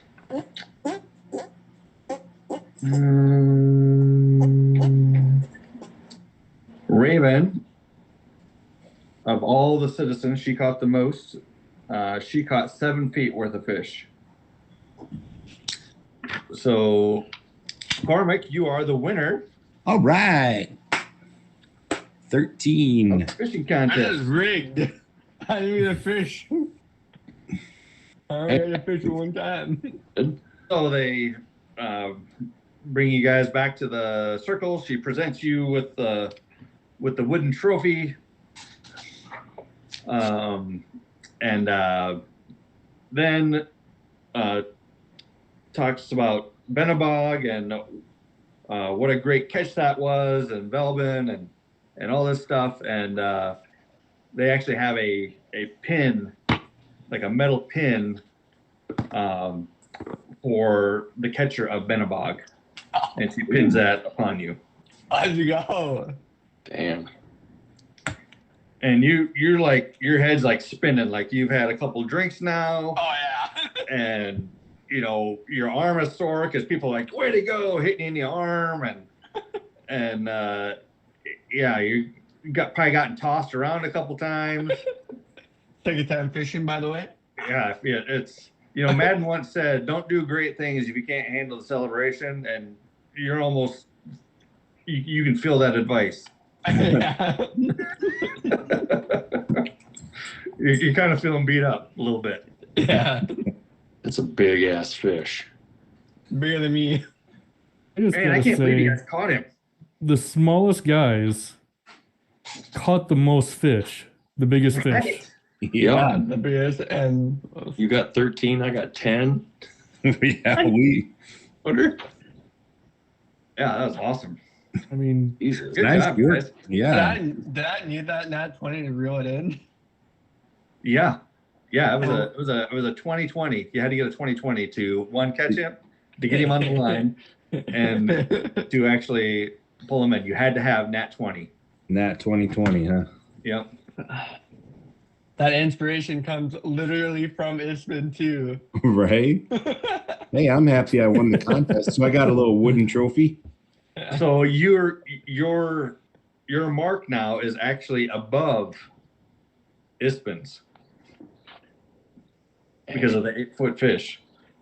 I will Over on write my pole. name and then in quotes I will say in memory of Ispan. Nice. I'm gonna ask Aether if he wants to buy 13 feet of fish. Yeah. And then, wait, didn't Frostwind asked us if he'd buy the cursed fish from us too? Benefog. Right, he just wants the bones though. So Yep. He wants if I the can bones. sell the fish to this guy, I Yeah. can just give the bones to what's his name? He'll give you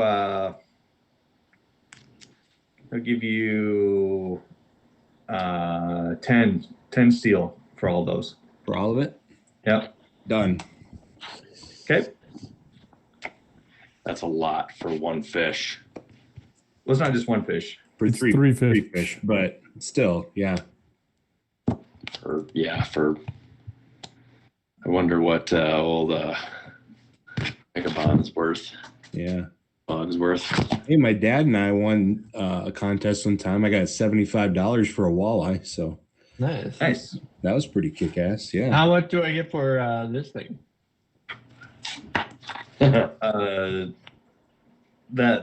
You're guessing the pin that you got Yeah, was it? way more than Okay. what the fishbowl would pay you for Benabog. Are they gonna mount it like somewhere? Oh yeah. Every time I come back to this town, I'm just gonna be like, I caught that. Yep. That's why we're never coming back. Yeah, they're gonna actually the mayor is going to allow you to choose where it will be displayed, if you want it to be in the fish bowl or the brass crab. Oh, no pressure. Jeez. And they're gonna rename the town after you, Valbenville. Belbinville. They'll just be the legend of Belbin and going around And, this town. She said they're going to also erect a statue over on Balder's Crossing of a reenactment of you catching the fish. Valvin's Point out there. Yeah. Yeah. Right out there in Marble. Valvin's Point. Balder's Crossing, Belbin's Point. Nice. That's pretty awesome. Yeah. Yeah. Yeah. The odds of catching it were, I mean, that was difficult. Yeah. That was pretty clutch to get 20 and 20. Damn. Yeah, I decided to use my inspiration. Just, Benabog. it's like, Wow. fuck it. Does it say right in the book the players are probably not going to catch? Well, right. Yeah. There's no way they're going to catch him. And yeah, here we are. Yeah, you're right. Yeah. The fucking fishing king, apparently, as Damn. Cormac said. I got to get to a town that I can spend some of this money with here. Well, All right. the fishing bowl has my like signature and stuff in it, right? What?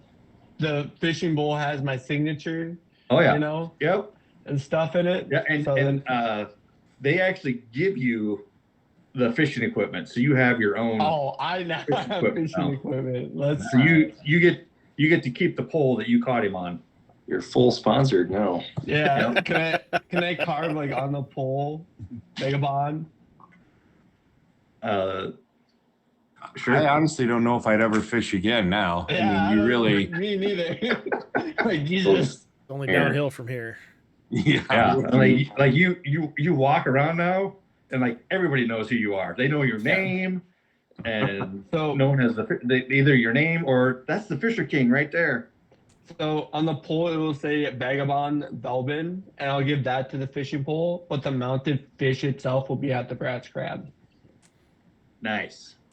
So Okay. Nicely done. I like that. Yeah. This is Yeah, because the catch is at the crab, but this is the pole that caught it. Yep. Yep. Yep. Very That's a cool. good way out of that predicament. Good thinking, Cole. Exactly. Good mix. And it's- Yeah. Both seem equally happy with that arrangement. Are excited that you did that. Yep. Yeah, because it. Now I mean, they have to go to both places to see the Legend of Elbin. yeah, it pays. The Fisher King. The Fisher King. Yeah. That's awesome. Now you got to get a fishbowl or a tattoo of them. We need to get some merch going for you here. Yeah, jeez. Walking sponsor. T-shirts, yeah, the walking tour, Yeah. the whole works. All right. Well, and Velvet again. The contest goes for. I mean, you could do it again if you want to. They have it go a couple more times, but really the only person that gets the trophy is the first one, and the bragging rights. But they do hold it for those who want to keep fishing a little bit longer. But soon it comes to time to prepare for the battle on High Hill. And Derek tries to corral you guys. You know, you guys are all spread out. He's like, "Hey, it's time to go. It's time to go to battle." There it is. Are you ready? Boy, that's a really big fish. I can't believe you caught Vagabond. And he's been a legend around here for years. People have been trying to catch him. Yeah, down to. And you're like, "Yeah, no sweat. This is only my second time fishing." Yeah, like, I don't see how this fishing thing is that hard, you know? I mean, There you're pulling the water. the next time Shane actually sees you in person, he might have to punch you. It won't be a soft punch either. He's gonna wind up. You know why. You know why. You know why I did that. What do Do we you guys want to need? do anything before heading out to the reenactment? Well, like what do we need? What do we will Just yourself. Like everybody's given, like the participants are given wooden swords and all that stuff. So you don't need to bring any of your stuff if you don't want to. Yeah, then I think we're ready. Yeah. Yeah. It's like a parade out there almost. Okay. And there's I will cheering bring and there's hitting of. I mean, there's like wagons that are bringing out ale. It's like a huge celebration. Let's head to the Might- LARP. Might need to calm down to drink it. Jesus. All right. Passing through the woods and fields, Vogler's parade of militia members and reenactment spectators finally reaches High Hill. The grassy slope is spotted with trees and a crumbled stone fencing. Near the base, several dozen soldiers in matching armor stand in even formation. The contrast is striking between these mercenaries of the ironclad regiment and Vogler's militia, with their mismatched armor and crooked helmets. But it does nothing to dampen the spirits of those assembled for the Kingfisher's Festival's climatic reenactment. The parade follows a trail to the top of the hill, where Mayor Raven and Crudgeon Ironsmell meet. Look to be discussing final preparations. Soon, the reenactment participants and spectators break up, with the former taking up wooden weapons, while the latter settle down on the kind of some higher hills around to watch.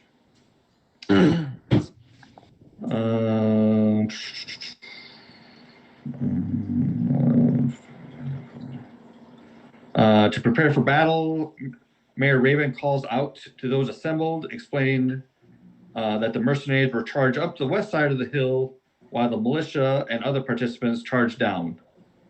Two groups will clash midway in a mock fight, with the mercenaries, Istarian forces eventually retreating. Participants are encouraged to use their own armor, but are given wooden spears with padded tips to prevent them from dealing any real damage. Again, the mayor reminds everyone not to use real weapons during the reenactment so nobody gets hurt. Okay, so when everybody's ready, Darrett guides you to your spot, and as he's saying that this was like Espen's favorite spot. So after much laughter and jostling, the mayor, Crudgel, and other spectators walk to a nearby vantage to watch. As they do, the militia takes up its position atop the high hill, the same hill Salamnik troops held centuries ago.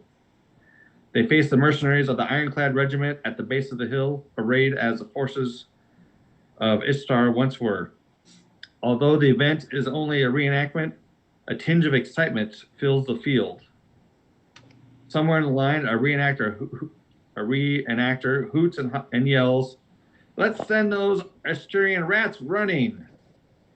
A moment later, a trumpet blast signals and starts the battle.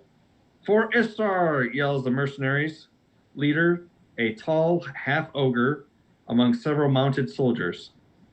The mock Istarian troops assault the hill. Around you, the Vogler militia charges to meet them. Everybody make a perception check, if you would.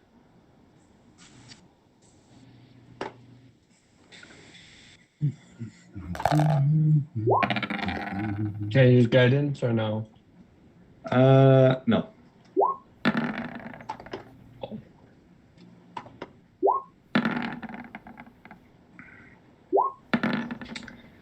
Jeez, everyone's rolling better than me. Gross. Man, my perceptions have been terrible today. All right. So what do we got? A 20, 17. Is that everybody? It's everybody, isn't it? Yep. Barrick. Barrick, you notice the sun glinting off the mercenaries' spear tips and their half-ogre leader gesturing with a steel axe. And just as you notice that,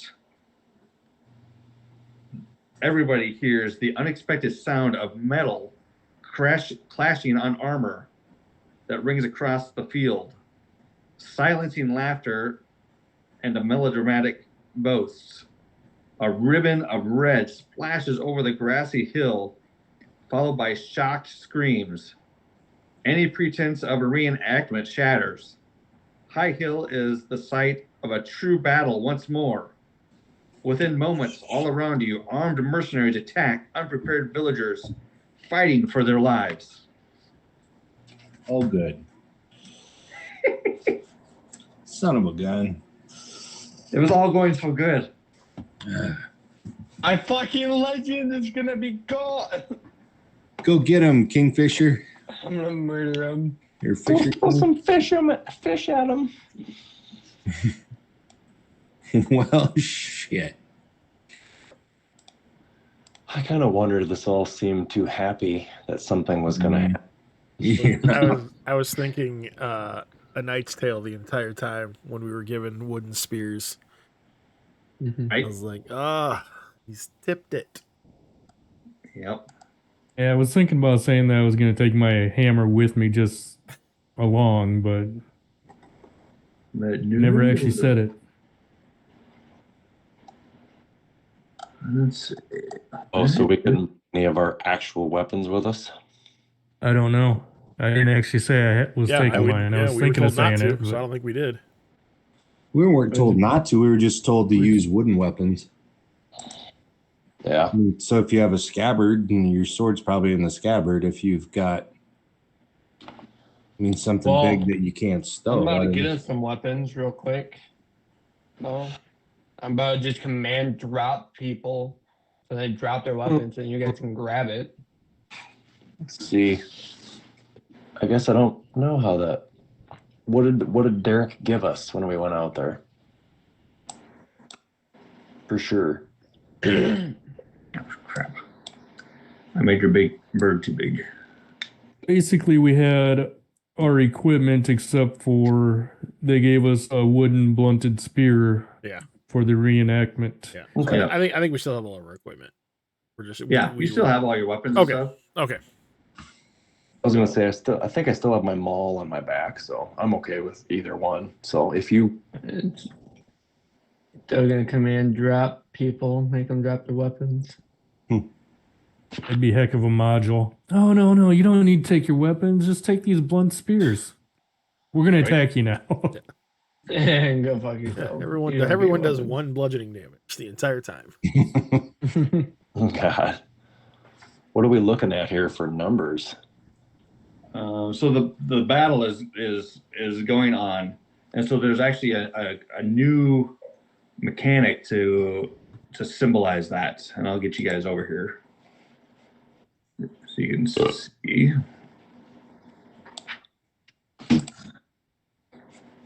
I'm gonna go fishing. Maybe I will. I want to go back to fishing. I knew this was too good to be true. Hey, they got a wagon. We could pimp that one out too. Okay, so this is like your area of the battlefield. There's all kinds of battlefields going on, and like the flames represent the fray. I only see So a that's black like- screen. Really? Weird. I got the map. I see it. Yeah. I got it. Do you How all long only see we- a black screen? Are you on Midco? I am. No, I'm on Golden West. Oh, They suck even worse. It's got to be Midco though. They own them secretly. They're like right. They're the Like parent you're a silent owner of it. So yeah, you're in there so- just fine, like yeah. everybody else. Yeah, it's weird though because I've got like the backdrop has changed, but my map is just like it's just a black rectangle. I've had to reload like 3 times tonight because I keep getting the blank screen where the whole background disappears and it's just Are you floating on- icons. The white or the blackout version? I've been getting the white one like 3 times. I've gotten it, so I don't know if A lot of my Roll20 rolls, I've had to go back out and then in. Like Yeah. I couldn't even see Cole's nat 20 on that one. So I was like, you guys are all laughing. I'm like, what? What's funny? It's all like, oh, I missed it. Which nat 20? The second one. You're like, Yeah. yeah, like what? If you get in there. Yeah, I'll log out real quick and then log back in. You want us How to long- do initiatives while we're How long do we plan to Well, plan out? actually, I'm kind of thinking this might be a good stopping point, okay? but we'll Okay, definitely let's set it up just so you can see. Okay. The characters find themselves in the middle of the battlefield. Characters have.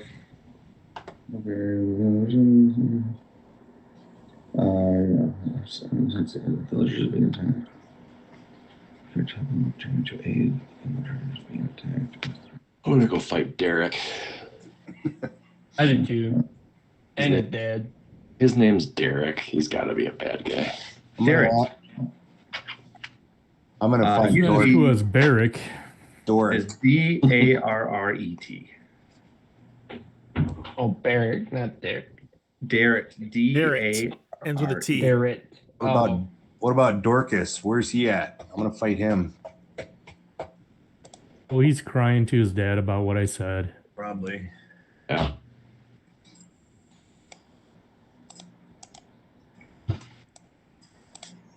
I'm gonna thorn whip him. Get over here. All right, so three guards, each mounted on a war horse, appear on the road on the south edge of the battlefield. What? And they look like they're going to focus their attacks on you. Oh, good. Should we roll funny when they're running out? So just to talk about what the fray is, the fray is a 15-foot wide area marked by the design at the edge of the map that represents dozens of clashing combatants. This area of the battlefield is beyond the map. It's considered difficult terrain. A character that enters the fray for the first time on a turn or starts its turn there must succeed at a DC 16 saving throw or take some damage slashing damage from opportunistic foes. The fray can't be damaged and remains until the battle ends. So that's kind of how they're representing big battle. Is there's all kinds of stuff going on. This is your own little part of the battle. Just zoomed in on us. Yep. So you can go beyond it, but then you're gonna get beat up a little bit as you come back in. All right. Can you see it yet, Ben? Nope, I'm still getting black. I don't know. Everybody else can see it, right? Yep. Yep. Yep. Okay. Weird. Yeah, I'll keep working on it. Okay. What? You want Linux or? I'm joking. There we go. I got it. Okay, so Awesome. what did the flames represent again? That's the fray. Okay. What I was just talking about. It's a 15-foot wide. It represents dozens of clashing combatants because there's like battles going. I mean, this is a huge Right. battle that's going on. Okay. Are villagers being slain in the fray? Some are. Yep. Okay. Okay, cool. Well, I would think it'd be more militia and just whoever's taking part in the reenactment. Yep. Right. Yep. But isn't it like most of the village? Well, the village militia, and actually Oh. Derek's there. Oh, okay. Derek is actually up with you guys. Oh. All right. Well, we will start there next week. Nice. And So be prepared for third level, as I Alright. guarantee you will be next week. All right. And so now this is actual horseback. Like they weren't like when I made fun and said the LARP. They're not on like fake horses. These are real horses. These are real horses. Okay. Yep. All right. Mounted. not a guy with coconuts following them? Nope. These are the real deal. Perfect. Perfect. Of course, if you hit the horses and they disappear, then were they really the real deal? I don't know. Shut up. We really Don't do fought that. anything this whole battle. Right. I don't. This is all a simulation. You wake up and then it's the real module. It's all fantasy. No, my We're all on the holodeck of the Enterprise. Damn it. Yeah. Yeah. not my goddamn Thing's been fish. in space. Well, I hate it I hope you that guys my had fun. imaginary game ends Oh, up just yeah. being a fantasy. a lot of role play this session, which I thought there would be. Yeah. And you guys did a really good job with that, and yeah, it was fun. Yeah, that was awesome. Benabog. That was pretty cool. Right? Been a bog, been a bog. God. Well, All let's, right, guys. let's hope some villagers survive to tell your tale. Right? Yeah, jeez. I'm gonna start just murdering people. Be Enemy just. be talk to you later. Level. All right. Are we on for next Tuesday?